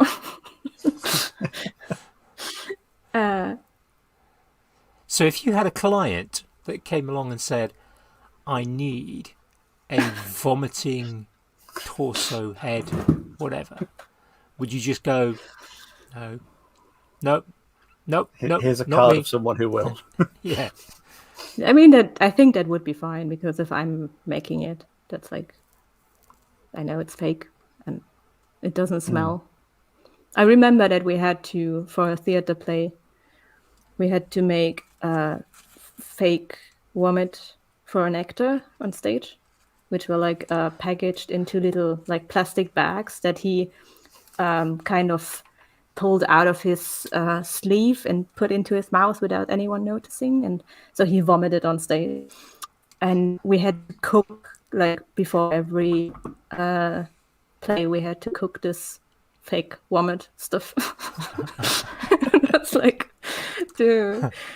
It was some weird oatmeal banana slurry, like just disgusting. But Fantastic. yeah, as I said, I think it's better now. I'm not like turning like I'm not tearing up if I see someone on television throw up, but I always like cover my eyes in the movies if I know that scene is coming, and like asking the person next to me to tell me when it's over.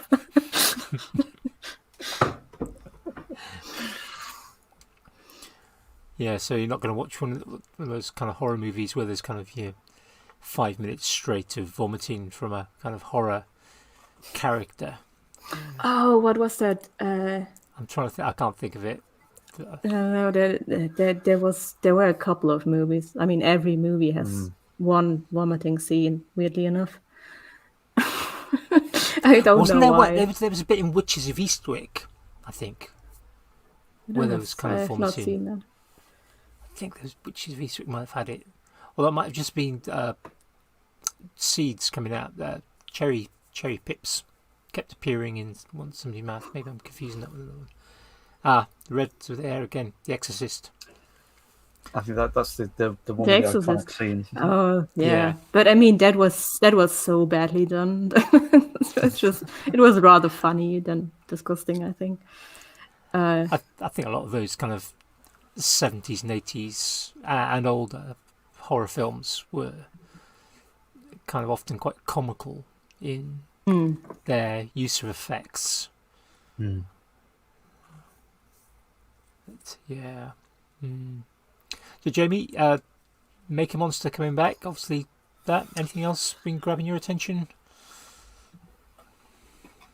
My chair arrived Ooh. way sooner than I was Poshy chair. expecting as well. Yeah, so that's been the big thing that started this week for me. But now I've Comfy? been very comfy. Yeah, still a bit of getting used to it and stuff like that. But yeah, straight away, I'm definitely feeling it was worthwhile for me. I think because I'm a fairly sizable chap anyway, I got a chair that fitted rather than the usual, made for smaller humans kind of chairs. Yeah, no, we've had a week of my wife's been off work, so we've been kind of capitalising on that opportunity to do bits of sorting crap out in the loft and garden and tip run and things like that. Put a bit of kind of maker sort of stuff was with our very own Duncan off of the little hobby shop. Bit of a proof of concept sort of thing in the works for a sort of a bit of a server heat recovery thing to then pipe into a chamber to dry some filament. So a bit of a future project idea. So we were tossing ideas backwards and forwards and then doing a bit of a proof of concept. So Sounds that's interesting. the exciting stuff. Bit of, How about you guys? Shall I go next? I have also been doing sorting. I think I mentioned a while ago about having some flooding, and we have two sheds at the far end of our garden. I think we've reached a conclusion that the one that was most flooded has probably reached its lifetime end. So we kind of I've got to work on emptying it. There's some Is that stuff the one that had the will- £1,000 worth of plywood that was this big? Yeah, that one piece, of birch ply. So it's there's kind of I've got to start making. There's some stuff that has to be kept. So our step ladders are down there, and our tent, and some other sort of camping stuff. But I've probably got to start making inroads into reducing the hoard of possible future projects. The half dozen broken snooker cues, the one or two Van de Graaff generators, broken ones, of course. The future abandoned project.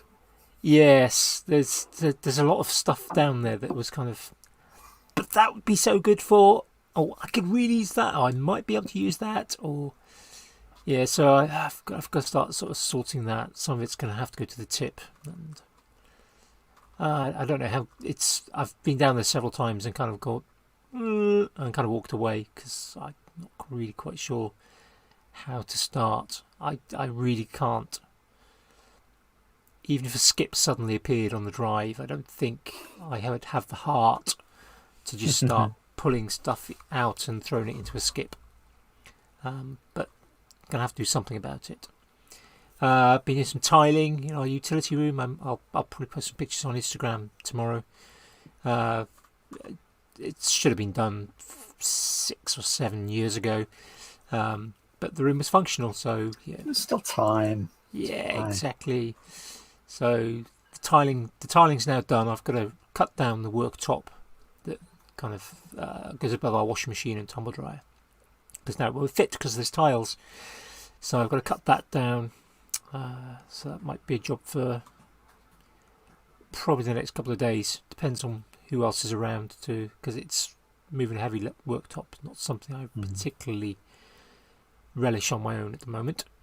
So it's not a big piece. It's only some 1.5 meters long, but it's 32mm thick. So it's not light.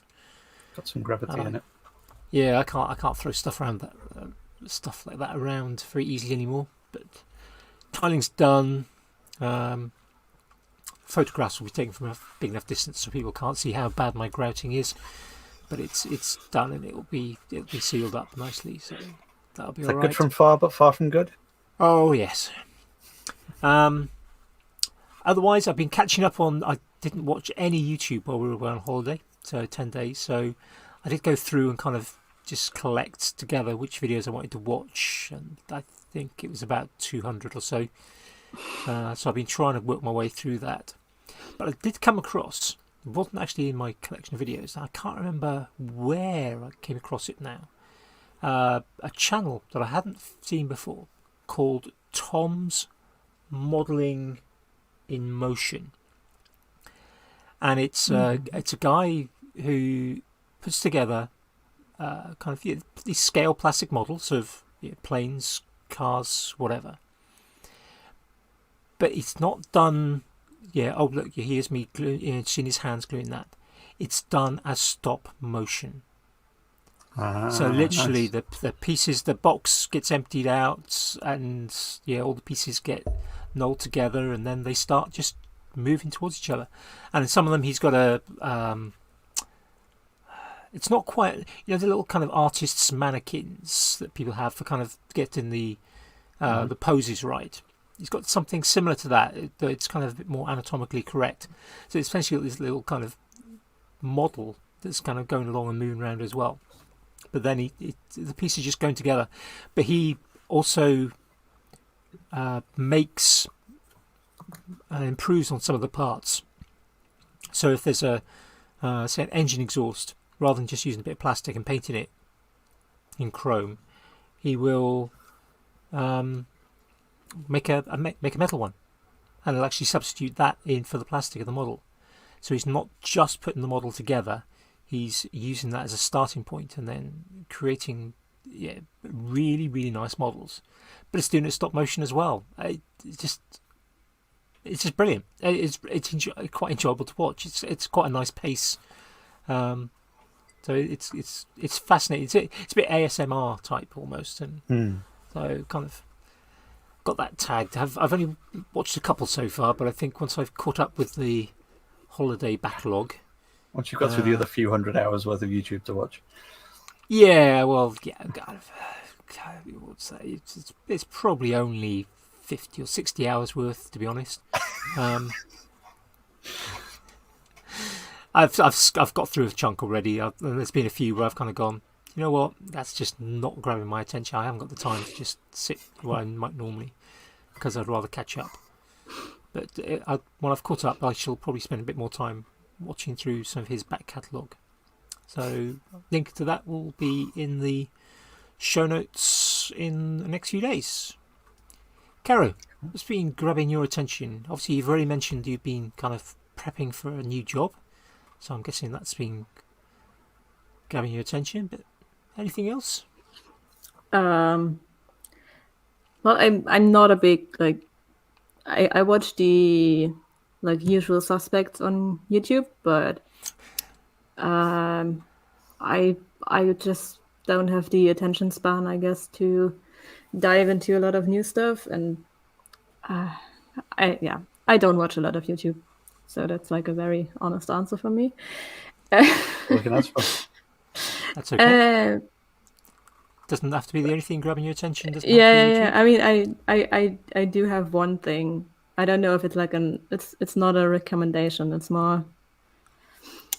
It's a movie that I saw a movie on Friday, and it left me very confused when I came out of the cinema. Like an actual cinema, imagine that. It was kind of a spontaneous visit, by myself, and maybe you can help me out with that, because it was very confusing. So if anyone in the chat or listening to this later on has seen that movie and wants to talk about it, hit me up, because I have questions. It was The Green Knight. and I don't know if you've seen that. No. I've seen parts of some trailers, but I've not seen a whole trailer. And I probably made the mistake of not looking up what it was about beforehand. But I did it afterwards because it was like very oddly made and didn't make a lot of sense. And like a lot of the scenes there, the pace was super odd. And I don't know, the whole making of the movie was very, very weird, just weird. And so it's basically, the movie is about like one of the King Arthur stories. So it's about Sir Gawain, who's like the nephew of King Arthur, who has to fight against the Green Knight in the end. And the story is so good so far. I don't know if you call it like whole King Arthur thing a novel, or if it's like, what is it for you? Mythology, what would you call I it? Mythology. Maybe? Yeah, there are several Yeah. stories around it, and some are more known and some are less known. And when I looked up like the initial story about Sir Gawain and the Green Knight, it is basically exactly what happened in the movie. So they did a fairly good job of like recreating the story, but there were just some pieces that were so off and didn't make any sense. And I mean, knowing how old that story is, of course, it's obvious. But there was a scene where suddenly there were like giants and walking through the woods, and it doesn't make any sense. And then Sir Gawain had like a red fox, which at some point started to speak. And It's historically accurate then, I'm guessing. it's super accurate, and it just left me very confused. And I want to hear the opinion of someone else who's seen it, but I would not particularly recommend watching it. We both know that Red's going to end up watching it. So He has said in the chat, he says, I want to see it. So Mr. Movie. Yeah, maybe everyone's just spoiled by like fast-paced movies and perfect like cuts, and it was beautifully made. Like visually, it was very, very nice. It was just, the story was very odd and not a lot of explanations. So like in the beginning, they were all like sitting around the table and celebrating Christmas, and suddenly the Green Knight just come through the door and it's like, who wants to chop my head off? And it's like, what? Where are you coming from? And then this dude who isn't even a knight is like, oh yeah, I'm gonna do it, and I need a sword. Who has a sword for me? And then he's gonna chop his head off, and suddenly he has to. The Green Knight is not dead, so he picks up his own head and just walks out of the door, and it's like, yeah, 1 year later you have to come find me. You have to ride 6 nights in the direction of north to the Green Chapel in order to receive the same that you did to me. So basically, I'm going to chop your head off, right? So 1 year later, he is like, oh yeah, I have to do that, and just As you do. just takes a horse and rides like in the direction to this Green Chapel. And what? And there are like so many very, very short side stories to it that are just so confusing. So he ends Sounds like up a video game that's been turned into a movie almost. he ends up being like at this, in the middle of the night, he ends up finding like shelter in this abandoned house by a little lake or something, and he wants to lay down to rest because he's very exhausted. And then suddenly the ghost of some lady appears, who's like, "Oh yeah, I lost my head. Can you find my head in that like pond in front of the house?" And so he jumps into the water and finds a skull of this ghost lady, which is I don't know. Definitely sounds weird. It Don't sounds spoiler super alert weird. for anyone who's not watched it. Well, it's not a spoiler because that's like exactly what happens in the story from like what century is like the King Arthur stories? 14th century.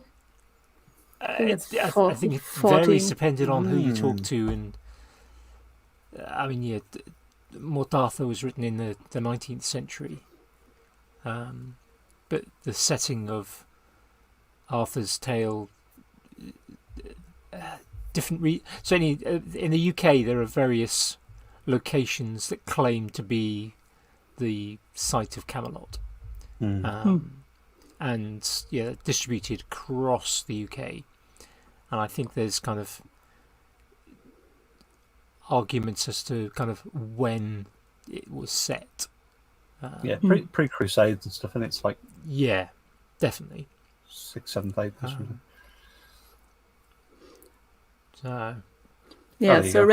Red is saying Seventh, between seventh and ninth. 7th and 9th. What I found out is like the Sir Gawain story is, well, it's a story from the 14th century, but maybe it's taking place way earlier. I have no idea.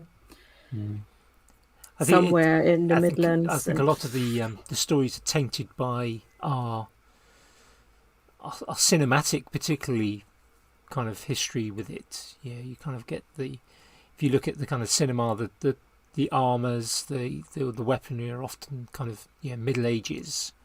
So kind of they say sort of 14th century, 13th, but 14th, 15th maybe. So sort of medieval kind of stuff, isn't it? Yeah, but then if you kind of dig into kind of the history associated with Arthur and some other things, then it's much earlier when those weapons wouldn't be available. So it's I think there's the kind of the ancient lore. There's the stories, particularly kind of from Mort Arthur, and then there's kind of obviously the cinematic and sort of literature renditions of the sort of 20th century that kind of I think taint. What are you saying? It's not proper history. What I saw. I think the talking fox may have been just stretching it a little. The talking fox wasn't even the worst. Like, I mean, the Green Knight itself is like a tree that's sitting on a throne in a green chapel, which was nice to look at, like, considering I love moss, but... This is why we love you, Karen. Just that kind of phrase of considering I love moss. It's just... And they were already, like, chopping off all the trees, so the scenery looks a bit like what England looks now, without any forests and stuff, so... grey. Yeah, grey, these, like, grey, purplish bushes that you see everywhere. It looked kind of pretty, but... That'll be gorse. Yeah. Gorse and heather. Sure, I know So that. yeah, I mean, that's probably not a good like recommendation, but that's what's been on my mind sounds the like past it's years. grabbed your It's what's been grabbing your attention. It doesn't have to be a recommendation. Yeah, it's about kind of what you've been up to, what you've been enjoying or finding perplexing. What's been burying itself in your mind, giving you very confused times. I mean, I really wish I could explain it better, but I guess that's like the limitation of a foreign language. Not being able to speak freely about what's on your mind sometimes. You've done pretty well tonight. Yeah. 2 hours, 40 minutes of speaking in not your native tongue. I was going to say, it's a good job we're not doing it in German, because my German would have run out about 2 hours and 39 minutes ago. Maybe 2 hours 38, yeah. It's... I suppose, Cara, if people wanted to come and stalk you, where's the best place to see your work and find? Don't. Don't stalk me, please. Online virtual stalking. Well, isn't that what stalking is nowadays? Where can they admire your fantastic achievements? I'm Much kidding. better way of saying I guess you will just link to the Instagram. That would be easiest. Yeah. Because my name is written with a K and a E at the end. So Karoline, but the German way. And Hinz is also like Heinz without the E, I guess. It was a very complicated way of saying my name. Or no, Prop Shop Instagram. Berlin, I suppose. Or Prop Shop, Prop Shop. If you search for Prop Shop Berlin, you will find me in all of the usual social media places. Where have I heard that before? No idea. Which is I'm also on YouTube, where you can see a dancing bear and a sloth, and that's it, I guess. I must link that in. I did put your Instagram is already in the show notes, the video description for today, but I forgot. I didn't forget that you had it, but I forgot to add your YouTube on there. But I shall go back and I shall dig that out. That's no problem. I would suggest that people go and check your website as well, because it is a fantastic display of your projects. Oh yeah, thank you. I need to update that when I have more pictures of the giant dog. Yeah, because that's showing now, isn't it? It premiered last week, yeah, and it's currently showing, and it's nice to finally be able to show it, because I think I finished it last November. So it was supposed to premiere like last year November, but as we all know, the world stopped down for a second, and now it's there. And yeah, it was really nice to see it again. It was a really nice play as well, which is not normally the case. I'm not very fond of theater. It's like I don't like going to the theater that much. That's fair. Which is somewhat odd for someone whose sort of training is theatre, essentially. Well, I mean, Andy, to be fair, I've probably seen like more operas than the average person will see in their whole lifetime. And I don't enjoy it. Yeah. I mean, it's a fucking expensive like privilege to go to see an opera and to go to the theater as well. And it's just not for me. Like, I've seen a couple of that were nice and I enjoy it and I like the musical part and yada yada, but generally speaking, I like ballet more somehow, which is weird. Guess it's nicer to see people dancing than to hear them sing in a weird voice. It's like, I'm sorry. Easy to understand what's going on. Yeah. I think some of the kind of Italian and Germanic kind of operas are quite hard to understand, particularly if you're not, because if it's not in your language. I don't know if it's any easier. Some of the Germanic kind of operas, are they easier to kind of appreciate if you are fluent in German?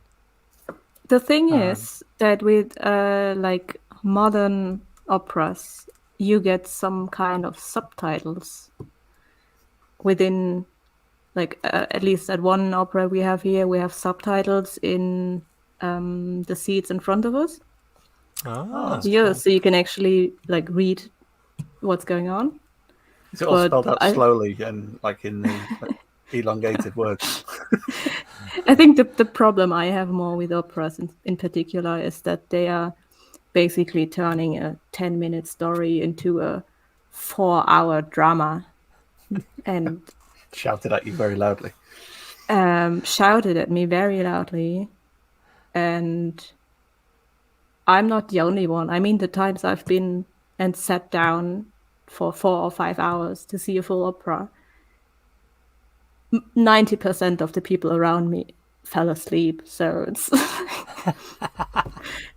and imagine spending like £200 on a ticket to see an opera and then just falling asleep.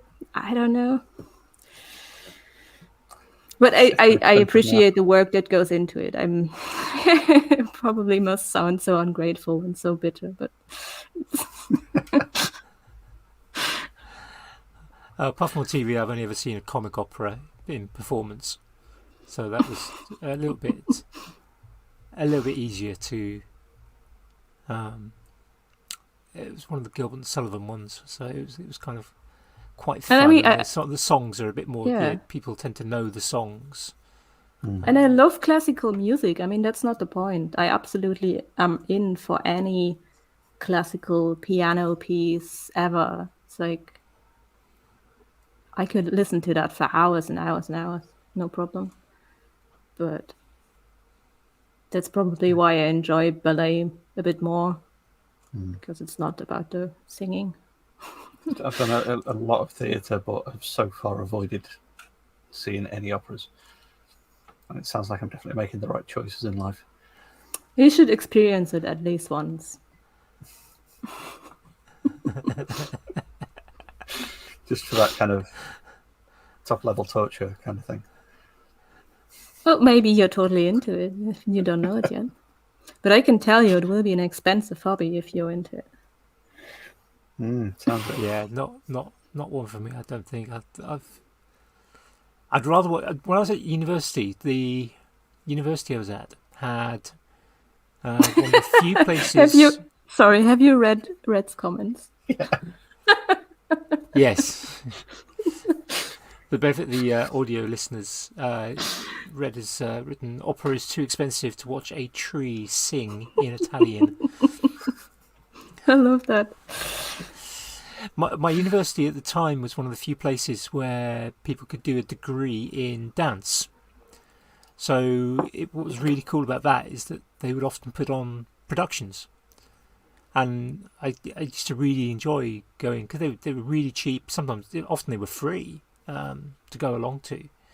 And yeah, it was actually really enjoyable to go along and kind of watch some of the contemporary dance shows that they put on. And that was something I enjoyed. And I knew a few people on the sort of dance courses. And yeah, I had an appreciation, I often trained with them as well, not kind of the dance side of things.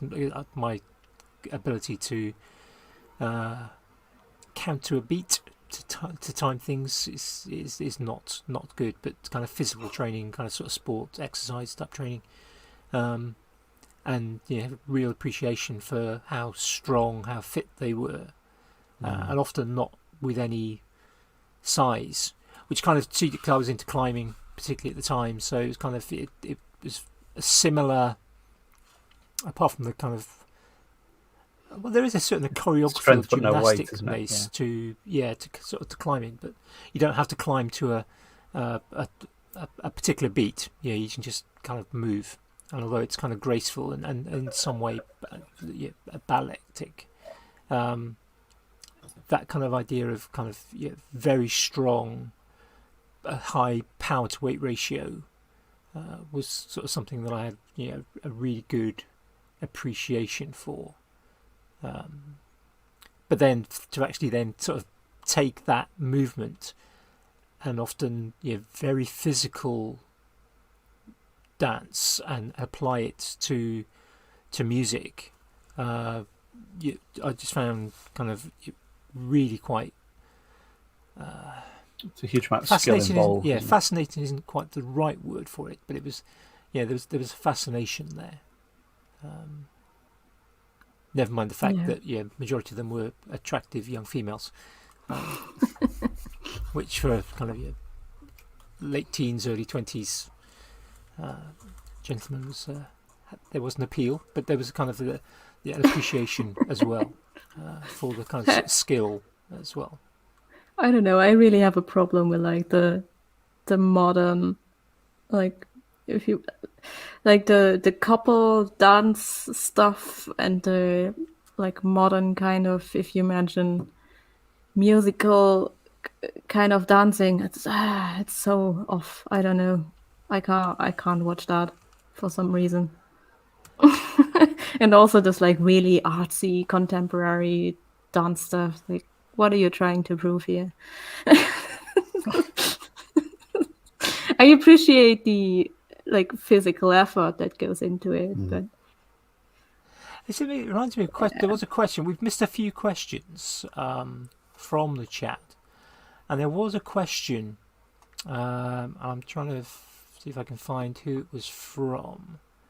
It was from Dave Bauer Art. He said, when you see something interesting, art, etc. So I guess potentially means potentially anything that you classify as interesting. Do you tend to think, what does it mean, or do you tend to think, how did they make that?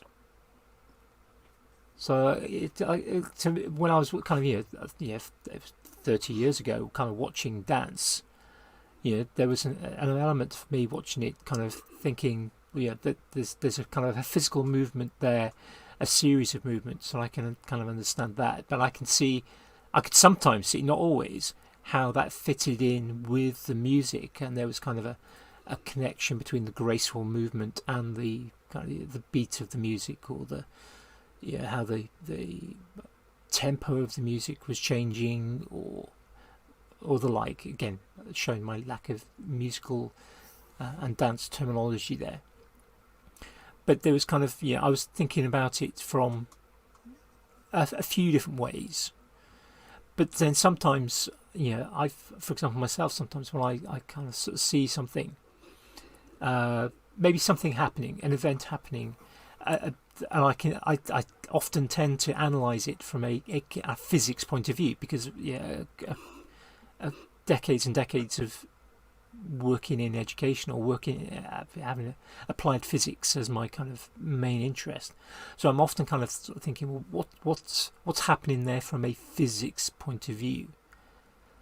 And I sometimes don't necessarily get maybe the art from it. I might get the kind of physics from it, but not necessarily the art from it. Obviously, it depends on the kind of the context and situation. But do you, when you're around and about, when you're moving through life, are you seeing things and kind of going, that would be, I can use that for something, or I can appreciate more this from an artistic point of view, as opposed to the technical, how do I make it point of view? Well, I mean, I am a super like visual person when it comes to like just looking at everything like day to day. So I'm like super sensitive to that. And when I don't know, when I come to a new city or wherever, it's like my eyes want to see everything at once and to analyze everything at once. And so I see all the little nuances at once, and it's like kind of like overwhelming and stressful. But that's like how it works. I also have that like with hearing, so it's nice for me to have no distraction and like not like playing music all the time and no sound, because it just stresses me out at some point, I guess. And like with the visuals, I can't stop looking at stuff. It's like I get the same from like previous jobs of doing like surveying and things like that. There's like certain buildings I walk into, and the first thing I do is just look up and start looking at the ceiling because of, the work I've done, like looking at services and things. So like walking in and the instant is to look at like lighting or ventilation grills or things like that, because it's just stuff that I've worked with for years and years and years. It's just like natural instinct to do that. And I'd imagine it's, say, for both of you there, your own past influences the way you see the world anyway. But I don't think that's what Dave was referring to, right? His question was something different. I'll dig it back out. So let's scroll back up. It was a little while ago. There we go. It's on the screen. So I tend to find sometimes if I go into a photographic exhibition, I will spend. I kind of have to detach myself sometimes from thinking about it from what settings we used on the camera. Can I work out what the settings were?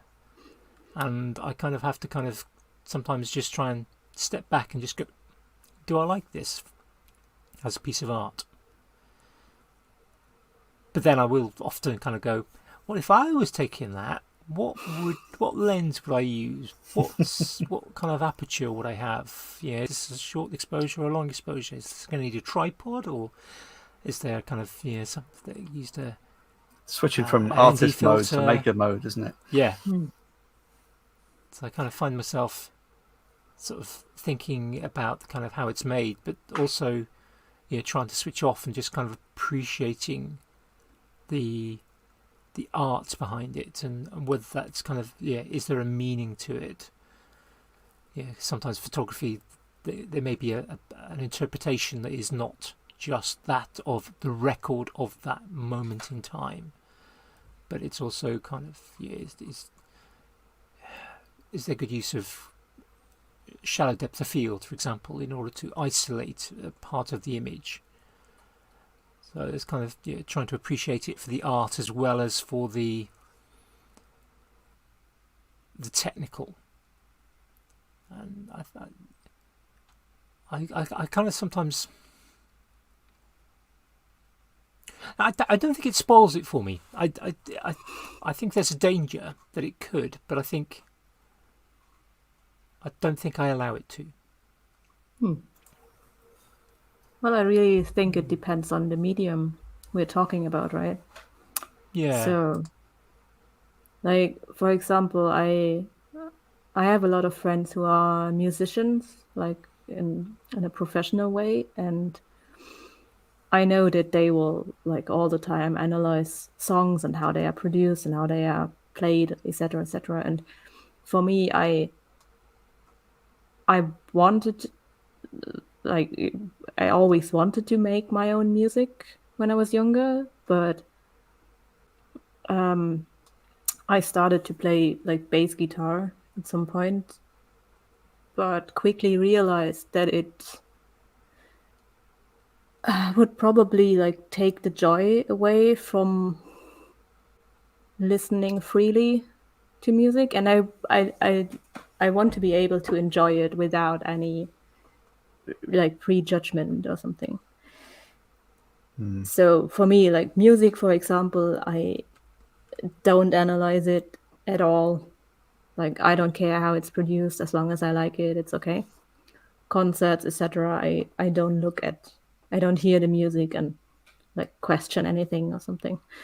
But I mean, of course, if you see a stage or if you see a movie set or so, that of course I look at it. I'm like, okay, they made this like that, but I can still enjoy like watching movies without any issues. Like, Yeah. I'm not constantly thinking, oh, how did they make this special effect? Like, How would you remake each of the props? But do you ever find yourself going, that's how I can solve that problem I've got? by watching a movie? Yeah, or in the theatre. Have you ever found yourself kind of suddenly getting that bit of inspiration that will solve a problem or I'm provide you with sure. a solution? Probably. I mean, I can't give you an example of that, but I mean, the inspiration or the problem solving is everywhere, I guess. Sometimes it's just lying on the street, and then you're like, oh, okay, that's how I'm gonna do it. And sometimes you see it in an exhibition and like made by another artist, and you come across something that suddenly solves the problem for you that you've been having like years ago, maybe. But I'm not like constantly overthinking, like, oh, what does it mean? And I mean, sometimes going back to the Green Knight, I really wanted to know what it meant, so I did the research afterwards, like what it was actually based on, and came to the conclusion that it's based on exactly what they wrote back then. And they didn't add very much to it to make it like a Hollywood kind of movie, but it was Based on someone else's mad fever dream. yeah, exactly. I swear, I would have loved to watch that movie on some mushrooms or something. It would have been so trippy.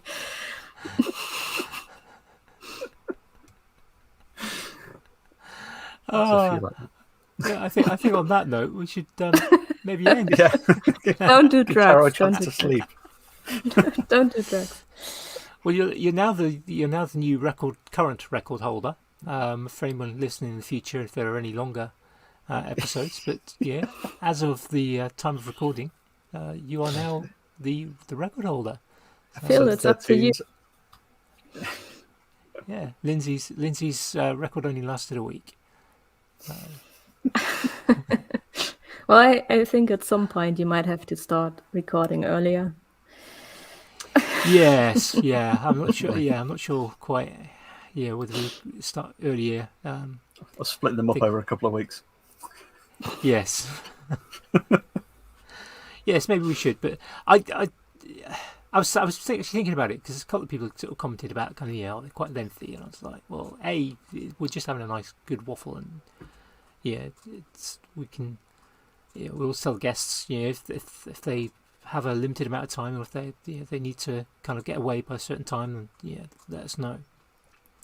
But I was actually thinking about kind of some of the podcasts I listen to, and there's one called Non-Profit, profit as in kind of somebody who's a religious visionary, which is recorded by a climber, ex-climber now, called Mark Twight.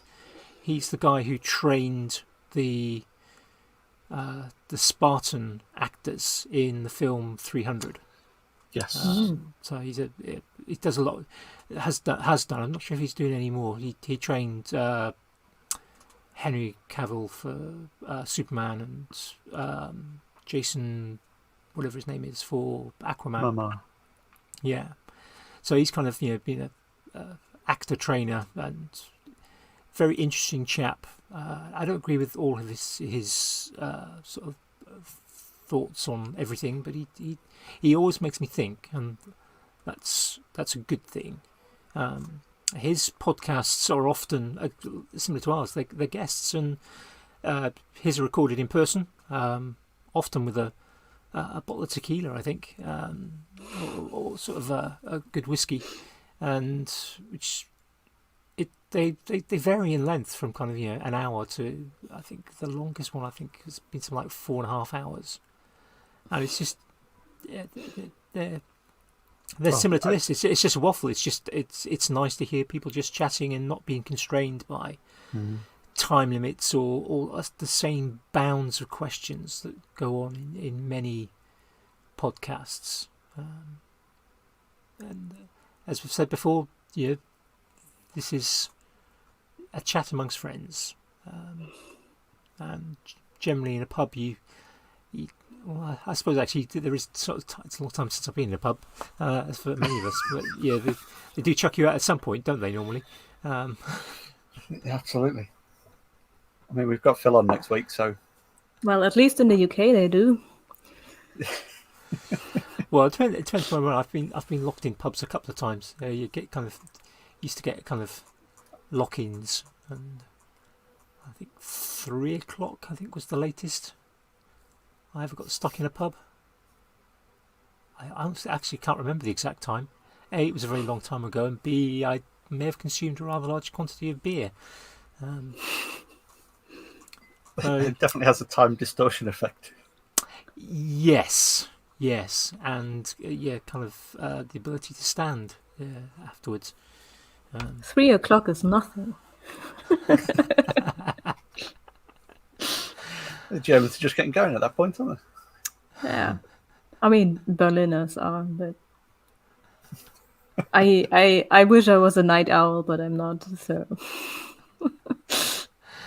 Well, on that note, we definitely should. As it's gone 1 o'clock in the morning for you, we should definitely finish up our broadcast. So I think we've mentioned already, where people can find you. So people can find Makers Waffle wherever Makers Waffle might be. Wherever they found us so far. Yeah, exactly.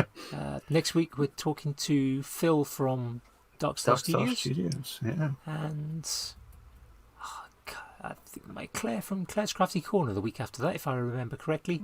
I believe so. Yeah, we'll mention that again next week. So, Caro, thank you ever so much for joining us tonight. Yeah, it's been really great to chat. So, thank you for having me. Yeah, well, it's been our pleasure. Thank you for coming along. No, goodbye from me and from me. And from me. I shall now hit end broadcast. Bye, folks.